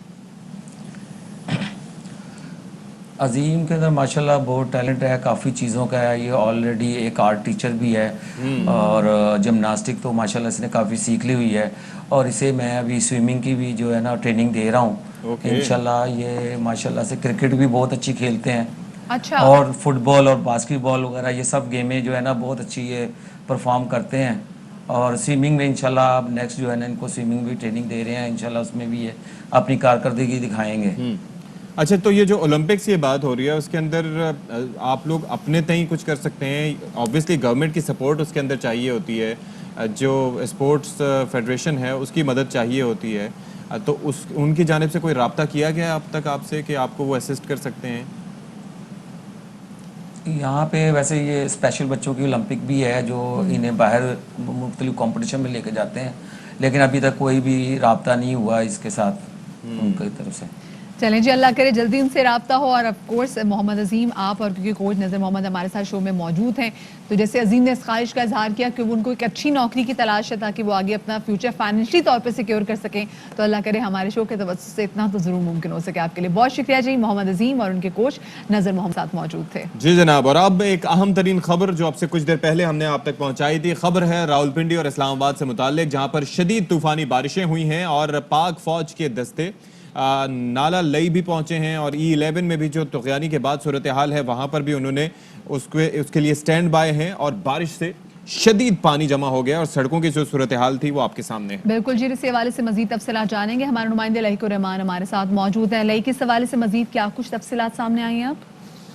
जी बलिया, जैसा कि आपको मालूम है कि शदीद बारिशें हुई हैं बिलखसूस रावलपिंडी इस्लामाबाद दोनों जगहों पर। उसके बाद नाला लई में तुग़यानी की सूरत हाल है, और E11 में भी शदीद बारिशों के बायस पानी इकट्ठा हुआ और काफ़ी तबाहकारियाँ हुई हैं, जिस पर पाक फौज के दस्ते फौरी तौर पर इन इलाकों में पहुंचे हैं और इमदादी कामों में सिविल इंतजामिया के साथ मदद कर रहे हैं, और कोशिश की जा रही है कि जितनी जल्दी और तेज़ रफ्तार रेस्क्यू और रिलीफ के काम हैं उनको किया जा सके। इसके साथ साथ एक मुतबादल प्लान भी तैयार कर लिया गया है कि अगर सैलाबी सूरत हाल बढ़ती है और बारिशों के बायस मजीद खतरा पैदा होते हैं तो फौरी तौर पर एक तयशुदा हिकमत अमली के तहत न सिर्फ इमदादी कामों को किया जाएगा बल्कि तबाहकारियों को रोकने के लिए भी जरूरी इकदाम किए जाएंगे, और इस हवाले से तमाम तैयारियां मुकम्मल कर ली गई हैं सिविल इंतजामिया की तरफ से भी, और पाक फौज भी उनको बैकअप में मदद करने के लिए तैयार है।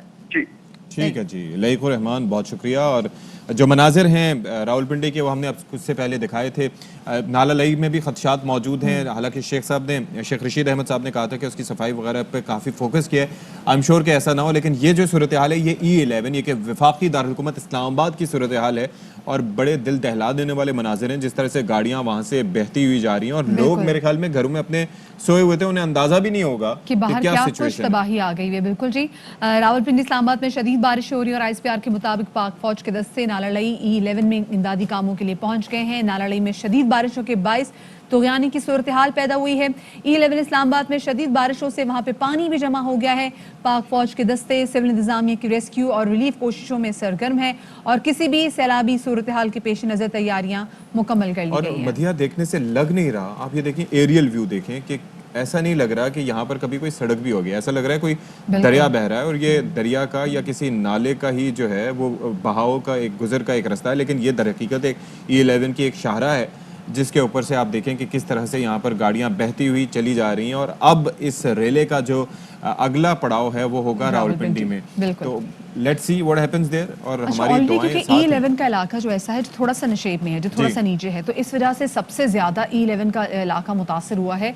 गो के यहाँ पे सड़कें खुली है लेकिन कुछ फायदा नहीं उसके। हम देख रहे हैं कि किस तरीके से सैलाबी रेला आ रहा है, कितनी तेजी से आ रही है। ये बड़ी बड़ी गाड़ियां जो आप अपने टेलीविजन स्क्रीन पे देख सकते हैं, किस तरीके से ये बड़ी बड़ी गाड़ियां इस सैलाबी रेले की नजर हो गई हैं, बिल्कुल डूब जाती हैं। अब देखिए दूसरी जानिब आपकी आसानी के लिए हमने स्क्रीन को 2 हिस्सों में मुनक़सिम किया है। एक जानिब आप देख सकते हैं कि पाक फौज के दस्ते मौजूद हैं जो कि इस वक्त रिलीफ कामों में जो हाथ बटा रहे हैं, साथ में सिविल इंतजामिया भी इनकी मौजूद है। और दूसरी जानिब आप देख सकते हैं कि तबाहकारियां क्या हैं। और मुश्किल की कोई भी घड़ी हो, कोई भी मौका हो, जब भी पाक फौज की ज़रूरत पड़ती है, बल्कि कभी वतन के दिफा की बात हो, कभी शोरशों के खात्मे की बात हो, कभी कुदरती आफात हो, ज़लज़ला हो, सुबह अली सतपारा की डेड बॉडी के वाले से बात की जा रही थी, तो उसमें भी जो पाक फौज का हेलीकॉप्टर है वो भी वहाँ पर एग्जैक्टली रेस्क्यू ऑपरेशन करेगा। हर जगह पेश है। एक छोटी सी ब्रेक की तरफ हम जा रहे हैं, हमारे साथ रहिएगा।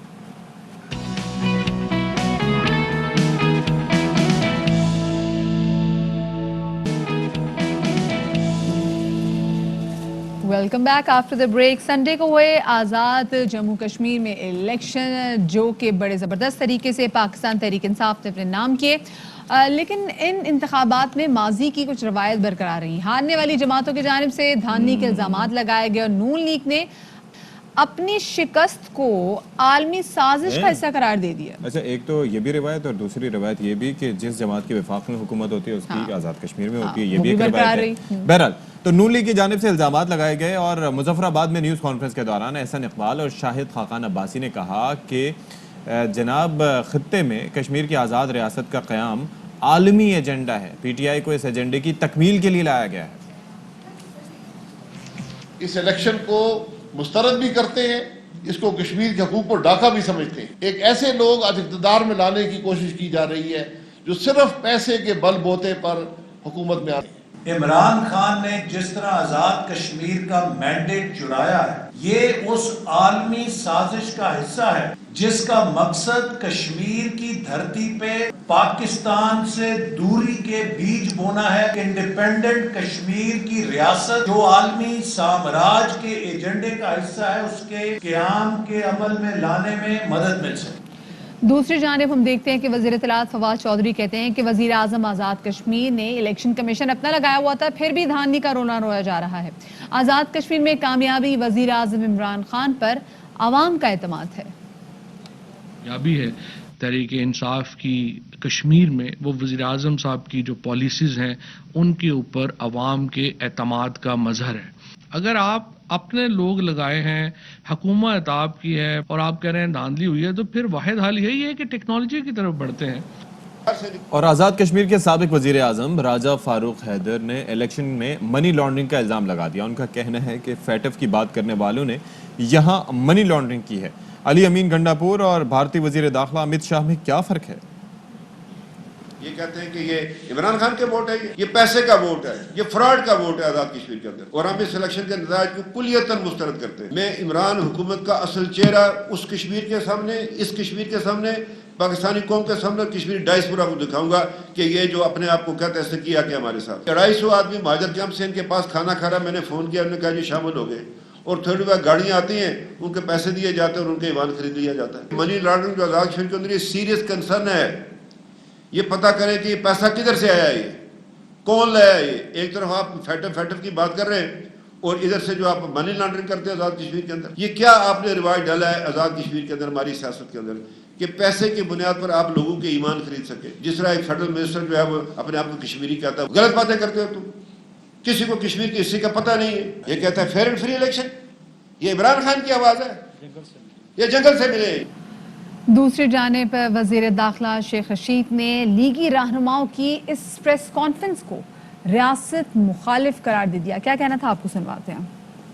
ये एंटी स्टेट बयान है, ये एंटी स्टेट सियासत है, एंटी फौज सियासत है, एंटी इमरान सियासत है, एंटी एस्टेब्लिशमेंट सियासत है। इमरान एडवाइजर को मिले हैं, ये बड़ी सियासत गेम में है। ये पाकिस्तान के अंदर एंटी स्टेट पॉलिटिक्स का सबसे बड़ा मुहर्रिक नवाज शरीफ है। एंटी स्टेट सियासत के लिए वो कुछ भी कर सकता है कि दूसरे मुल्कों की पॉलिसियों का आलाकार बना हुआ है। सब सोची समझी साजिश है, सब प्लानिंग के तहत हो रहा है। जलसे तो कोई भी कर सकता है। अताउल्लाह शाह बुखारी के इतने जलसे थे, शोरश कश्मीरी के इतने जलसे थे, क्या वोट मिले उनको? वोटों में बुरी तरह लोगों ने इनको मुस्तरद किया। जी जनाब, जिस हवाले से जिस तरह से कश्मीर कॉज को हाईलाइट होना चाहिए था, उससे कहीं ज़्यादा आज़ाद कश्मीर का इलेक्शन हाईलाइट हो रहा है, और वो उसके अंदर इल्ज़ामात और उनकी तरदीद और फिर जवाबी इल्ज़ामात का सिलसिला जारी है। अच्छा इशफाक, लेकिन अब ये देखेंगे कि एक महीने पहले जिस तरीके से बड़ी एग्रेसिवली आज़ाद कश्मीर के इलेक्शन के वाले से बात करेंगे, लेकिन इस वक्त फारूक हबीब इस्लामाबाद में मीडिया से गुफ्तगू कर रहे हैं। सफेद करने के लिए जो है वो इस्तेमाल किया है, और इनके अपनी पार्टी के अकाउंट्स बोल रहे हैं। यानी 12 अकाउंट्स जो हैं वो नून लीग ने इलेक्शन कमीशन से छुपाए हैं। 7 अकाउंट्स जो हैं वो पीपल्स पार्टी ने इलेक्शन कमीशन में जो गोशवारे जमा करवाए हैं उनमें छुपाए हैं, और उन अकाउंटों के अंदर करोड़ों अरबों रुपए की ट्रांजैक्शंस जो हैं वो हुई हैं। तो ये हकाइक जो हैं वो सामने लाना ज़रूरी है। ये पॉलिटिकल पार्टीज ऑर्डर 2002 की भी रिक्वायरमेंट है, इलेक्शन एक्ट 2017 की भी रिक्वायरमेंट है, और सुप्रीम कोर्ट के फैसले की भी जो हनीफ अब्बासी केस में आया था उसकी भी ज़रूरत है। तो हम ये उम्मीद करते हैं कि जहाँ एक दूसरे केस में चार्टर्ड अकाउंटेंट्स और फाइनेंशियल एक्सपर्ट्स को स्क्रूटनी कमेटी में साथ रिकॉर्ड को बैठकर देखकर जांच पड़ताल की इजाज़त दी गई है, तो हमें भी मुस्लिम लीग नून और पीपल्स पार्टी के अकाउंट्स की जांच पड़ताल जो है वो करने की इजाज़त दी जाएगी।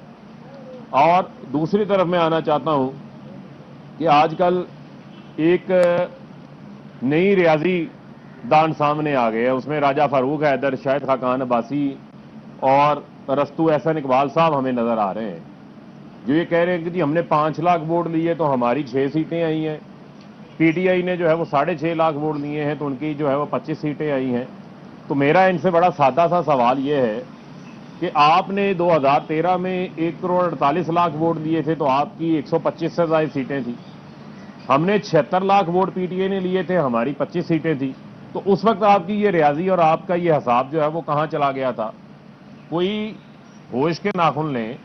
आपको आपके बयानिए की वजह से शिकस्त हुई है। जो बयानिया मरियम सफदर कश्मीर के अंदर लेके गई, वो कश्मीर जिस कश्मीर के अंदर लोग अमन पसंद हैं, वो लोग जो शहदा की सरजमीन है, वो कश्मीरी जो अपनी आज़ादी के लिए जदोजहद कर रहे हैं, वहां पर जाकर आप कश्मीरियों के सफ़ीर और कश्मीरियों के जो सच्चे वकील वज़ीर आज़म इमरान खान को हरफे तनकीद बना लेते हैं, लेकिन आप अपने अंकल मोदी के बारे में कोई बात नहीं करते, क्योंकि नवाज शरीफ ने मना किया हुआ था।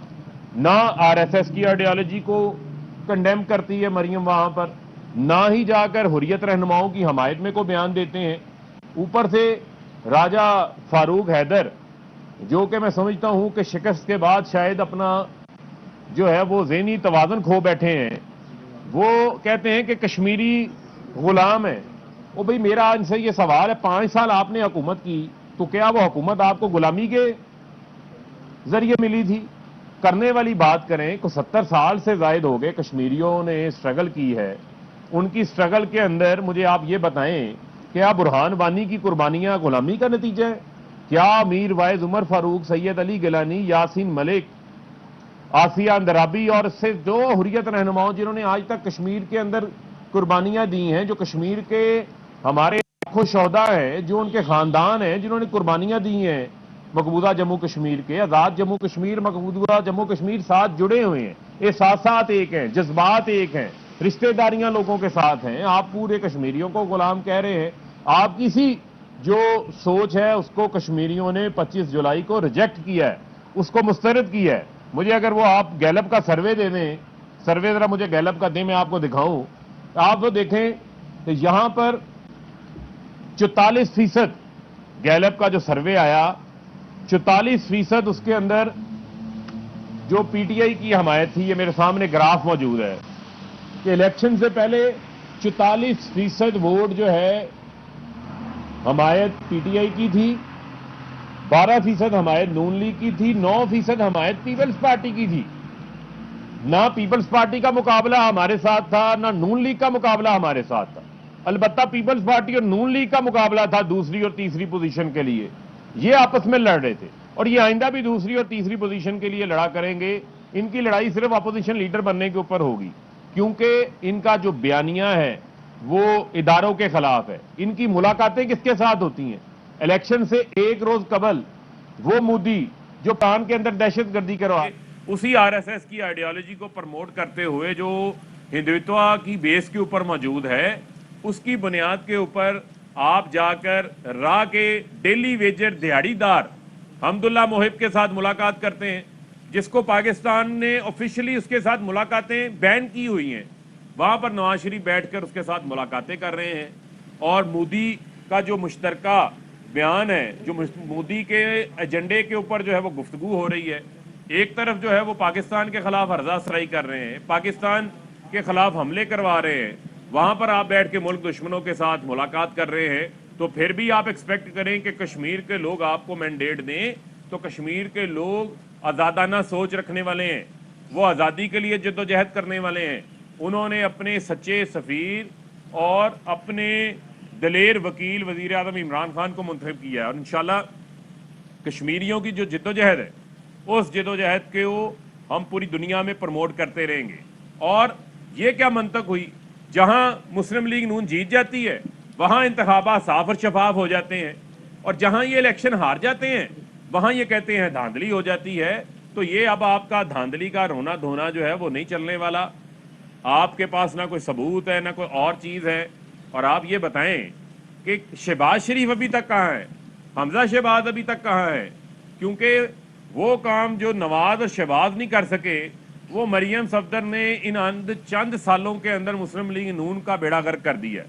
ان کو تباہ و برباد جو ہے وہ اس نے کر دیا ہے. کیونکہ جب آپ کا بیانیہ اپنی ذات کے متعلق ہو, ابو بچاؤ مہم کے متعلق ہو, تو اس میں پھر آپ نہ یہ قومی نظریے کو سامنے رکھتے ہیں, نہ یہ قومی سلامتی کو سامنے رکھتے ہیں, نہ یہ ملکی مفاد کو سامنے رکھتے ہیں. یہ اپنے ذاتی مفاد کی خاطر ہر بات وہ کریں گے. آپ دیکھیں کہ افغان سفیر کی بیٹی کا اغوا کا بھی معاملہ ڈیسائیڈ ہی نہیں ہوا, زیر تفتیش ہے. وہاں پر کھڑے ہو کے وہ بیانات دے رہے ہیں جو بھارت کے اندر ہیڈ لائن بننی ہے, وہ بیانات دے رہے ہیں جو مودی کو پسند آئیں گے. تو میں یہ سمجھتا ہوں کہ نہ انہوں نے کشمیریوں کی اسٹرگل کی کو حمایت کی تھی, نہ انہوں نے حریت رہنماؤں کو ان کی اسٹرگل کو خراج تحسین پیش کیا, اور جو انہوں نے پچھلے 5 سال میں آزاد جموں کشمیر کے اندر اتصال کیا لوگوں کا وہ بھی سب کے سامنے ہے. تو لہذا یہ دھرنے دینے کی کوشش کریں, یہ چاہے احتجاج کرنے کی کوشش کریں, میں سمجھتا ہوں کہ کشمیر کی عوام نے جو ہے وہ اپنا فیصلہ سنا دیا ہے. اور کل وزیر اعظم ہاؤس کے اندر بیٹھ کے پریس کانفرنس کر رہے ہیں, پھر بھی کہتے ہیں دھاندلی ہوگی. اختیارات تو آپ کے پاس تھے, ایڈمنسٹریشن ساری آپ کے پاس تھی, پھر دھاندلی جو ہے وہ کیسے ہو گئی؟ تو لہذا یہ دھاندلی کا منجن جو ہے وہ آپ کا بکنے والا نہیں ہے. آپ کو کشمیر کی عوام نے بری طرح سے مسترد کیا ہے, اور میں سمجھتا ہوں جو کشمیریوں کا فیصلہ ہے وہ اب آپ کو تسلیم کرنا پڑے گا.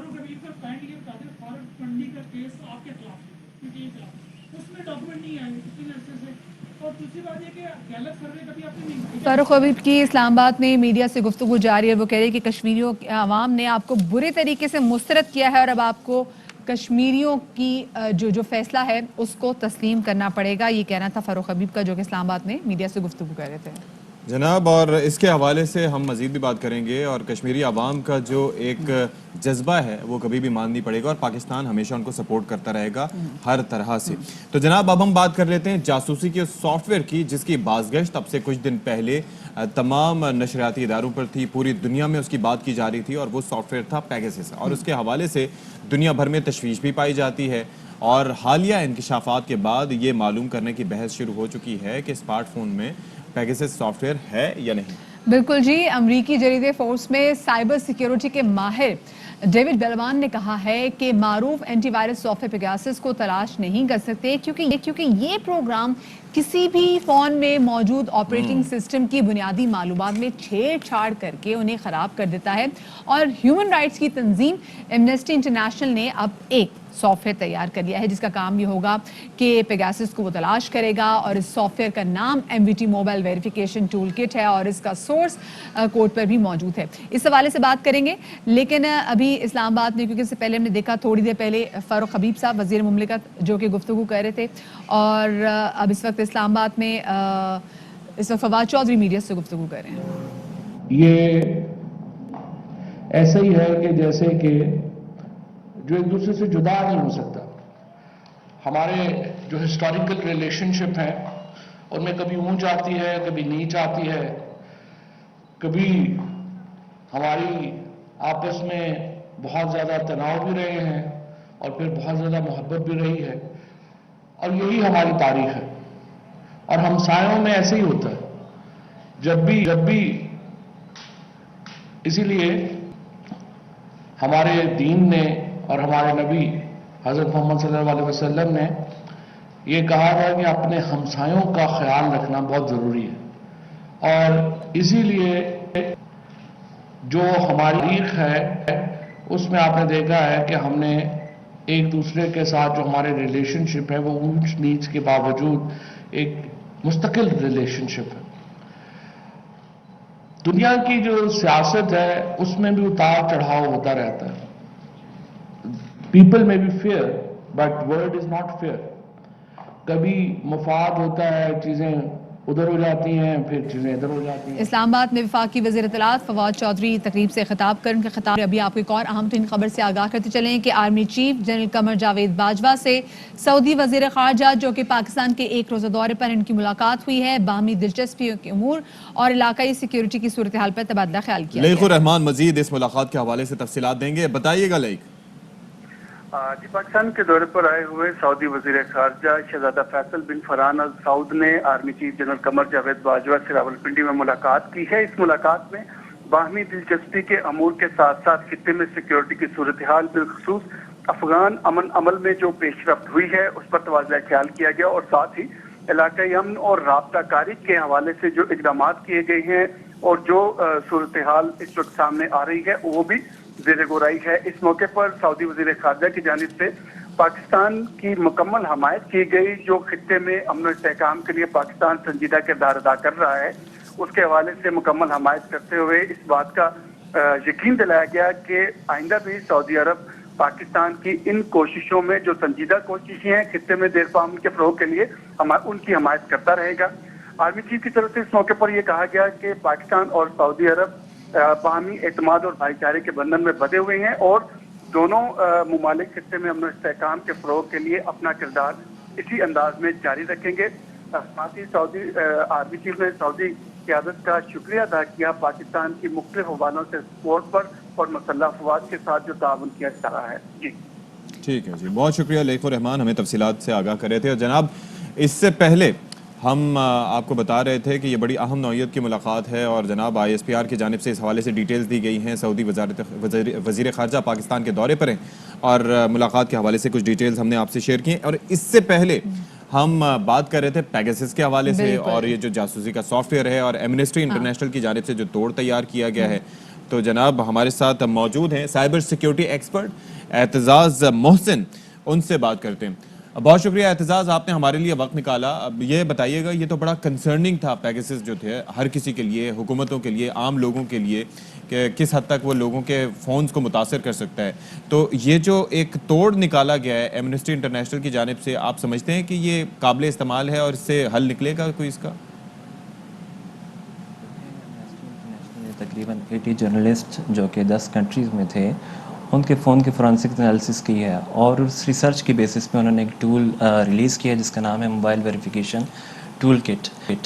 इस टूल का बेसिक मकसद ये है कि आपके फ़ोन से अंदर से फोरेंसिक्स ट्रेसेस निकाले जा सकें, जिसकी बेसिस पे ये बताया जा सके कि क्या ये फ़ोन जिसके अंदर से हमने ट्रेसेस निकाले हैं ये कभी पेगासस के थ्रू कॉम्प्रोमाइज़ हुआ था कि नहीं। अब इसको यूज़ करने का बहुत ही आसान तरीका है और कुछ ज़्यादा टेक्निकल नॉलेज की ज़रूरत नहीं है। जस्ट आपको अपने एंड्रॉयड या iOS फ़ोन का बैकअप लेना होगा और इस टूल को प्रोवाइड करना पड़ेगा। ये टूल उन ट्रेसेस की हेल्प से डिटेक्ट करने की कोशिश करेगा कि ये फ़ोन कभी कॉम्प्रोमाइज़ हुआ था कि नहीं। अच्छा, बात तो लेकिन एतजाज़ वही डेटा सिक्योरिटी की होगी। चलें ठीक है, पेगासस से अपना फ़ोन अगर बचाना है तो अपना बैकअप का जो फ़ोन है फिर हम इस टूल किट को फराहम करेंगे, तो उसमें भी कितने % चांसेस है कि जो आपका डेटा है वो सिक्योर रहेगा? सिर्फ यही पता लगाएगा कि पेगासस ने कभी इस पर अटैक किया था या नहीं किया था। دیکھیں یہ ٹول بیسکلی اس کا بنانے کا مقصد یہی ہے کہ اس سے یہ پتہ لگایا سکے کہ فون کمپرومائز ہوا تھا کہ نہیں. یہ ویلیڈیٹ کرنا کہ کبھی یہاں سے ڈیٹا باہر جا چکا ہے, آپ کے فون کا ریلیز ہو چکا ہے, کمپرومائز ہو چکا ہے, دیٹس اے سیپریٹ ٹاپک. اس فون کا مقصد صرف یہ بتانا ہے کہ یہ کمپرومائز ہوئی تھی ڈیوائس یا نہیں. ٹھیک ہے جی, بہت شکریہ. اعتزاز ہمارے ساتھ موجود تھے, اور ظاہر ہے کہ سافٹ ویئر کی وجہ سے پوری دنیا ہی پریشان ہے, لوگ پریشان ہیں, اور آئی ایم شیور کہ اس کا مزید بھی توڑ نکلے. بڑے بڑے لوگ جن کے اپنے گھر والے ان پہ نظر نہیں رکھتے وہ بھی پیگاسس سے چلے جی, ابھی ایک چھوٹی سی بریک لے لیتے ہیں, بریک کے بعد مزید خبریں شامل کریں گے. چلیے جی, براہ راست آپ کو لیے چلتے ہیں. وفاقی وزیر اطلاعات فواد چودھری اس وقت خطاب کر رہے ہیں. وہ ہمارا اپنا, ہمارے ایک ہی قبائل کے لوگ ہیں, ہمارے they are our flesh and blood, ان کا ساتھ ہمارے رشتے ہیں, ان کے ساتھ ہماری صدیوں کی قرابت داری ہے. وہ ہماری ادھر میں تو ہماری زبانیں ایک ہیں, ہمارے کلچر ایک ہیں, ہمارے فیملی سسٹمز ایک ہیں. ایک تو یہ وجہ ہے. دوسرا وجہ یہ ہے کہ افغانستان اگر سٹیبل ہوتا ہے تو سینٹرل ایشیا تک پاکستان, ابھی ہم ازبکستان گئے تھے پی ایم صاحب کے ساتھ, سب سے بڑا جو عمران خان کا ازبکستان کو لے کر کے یا افغانستان کو لے کے سب سے بڑا ہمارا کیا مقصد ہے. ہم چاہتے ہیں افغانستان میں سٹیبلٹی ہے, ہم چاہتے ہیں افغانستان میں سٹیبلٹی ہے, اور اس کے نتیجے میں ہم گوادر سے لے کر کے ازبکستان تک ٹرین بچھا سکیں. اس کا کیا نتیجہ ہوگا؟ سینٹرل ایشیا کو گوادر اور کراچی کی پورٹس اویلیبل ہو جائیں گی, اور ہمیں سینٹرل ایشیا کی مارکیٹ اویلیبل ہو جائے گی, اور سینٹرل ایشیا کے بعد یورپین مارکیٹ اویلیبل ہو جائے گی. سو سی پیک اور یورپی یونین اکٹھا ہو جائے گا. تو this is the biggest dream for Pakistan کہ اس کو ہم یورپی یونین کو اور سی پیک کو ہم اکٹھا کر سکیں, and then we will become hub of the trade and business in this region. ہمارا ہندوستان کے ساتھ بھی ہم اچھے تعلقات چاہتے ہیں. ہم سمجھتے ہیں کہ ہندوستان اگر پاکستان کے ساتھ تعلقات اچھے ہوں گے تو ایک سائڈ کے اوپر ہمارے چائنا ہوگا, دوسری سائڈ کے اوپر ہمارا انڈیا ہوگا, تو دنیا کی دو سب سے بڑی جو ایمرجنگ اکانومیز ہیں ہم ان کے درمیان میں ہوں گے. اور افغانستان کی اسٹیبلٹی پرووائڈز اس this golden opportunity to trade ان دونوں کے ساتھ اور سینٹرل ایشین کے ساتھ, اور پھر ہم یہ جو ممالک انٹرسٹڈ ہوں گے سینٹرل ایریا کے ساتھ اسٹیٹ میں, ہم ان کو بھی فیسیلیٹیٹ کر سکتے ہیں. سو دس از دا براڈر ویژن جس کے اوپر پرائم منسٹر عمران خان جو ہے وہ کام کریں. And for this vision stability in Afghanistan is of paramount interest for us. تو ہم نہیں چاہیں گے کہ افغانستان کے اندر لڑائی ہو, وہاں پہ بم پھٹ رہے ہوں روز, اور وہاں پہ بے گناہ لوگ جو ہیں وہ روزانہ اپنی جانیں دے رہے ہیں. پرائم منسٹر صاحب کیا بات کر رہے ہیں, اور اب شام کو یہاں پہ آپ ملاقات بھی کریں گے وزیر اعظم صاحب سے.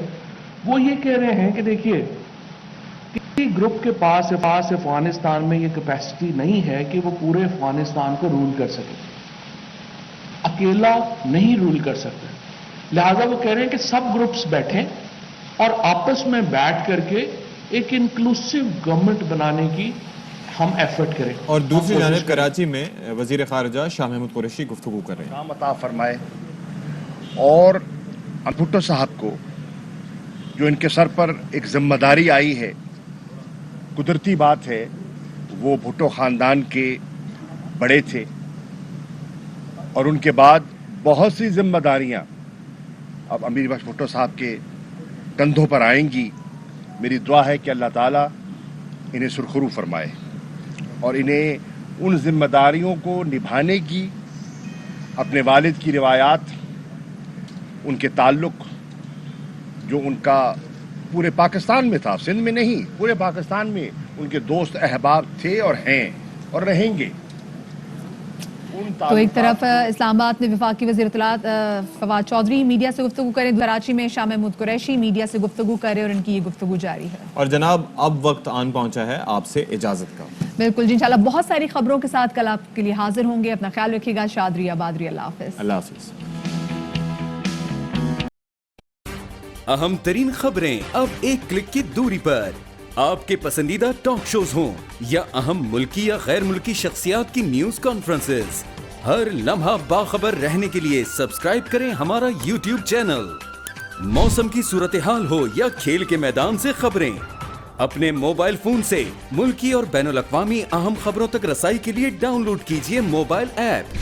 बावसूख ज़राए से मुसद्दिका खबरों, तज्ज़ियों और तबसरों से मुस्तफ़ीद होने के लिए विजिट कीजिए पाकिस्तान की सबसे बड़ी न्यूज वेबसाइट www.arYnews.tv। इन सब के अलावा पाकिस्तान का सबसे बड़ा फेसबुक पेज हो, सबसे बड़ा न्यूज इंस्टाग्राम अकाउंट या फिर ट्विटर, ARY न्यूज पहुंचा रहा है खबरें सबसे पहले आप तक, ताकि आप रहें हर लम्हा बाखबर।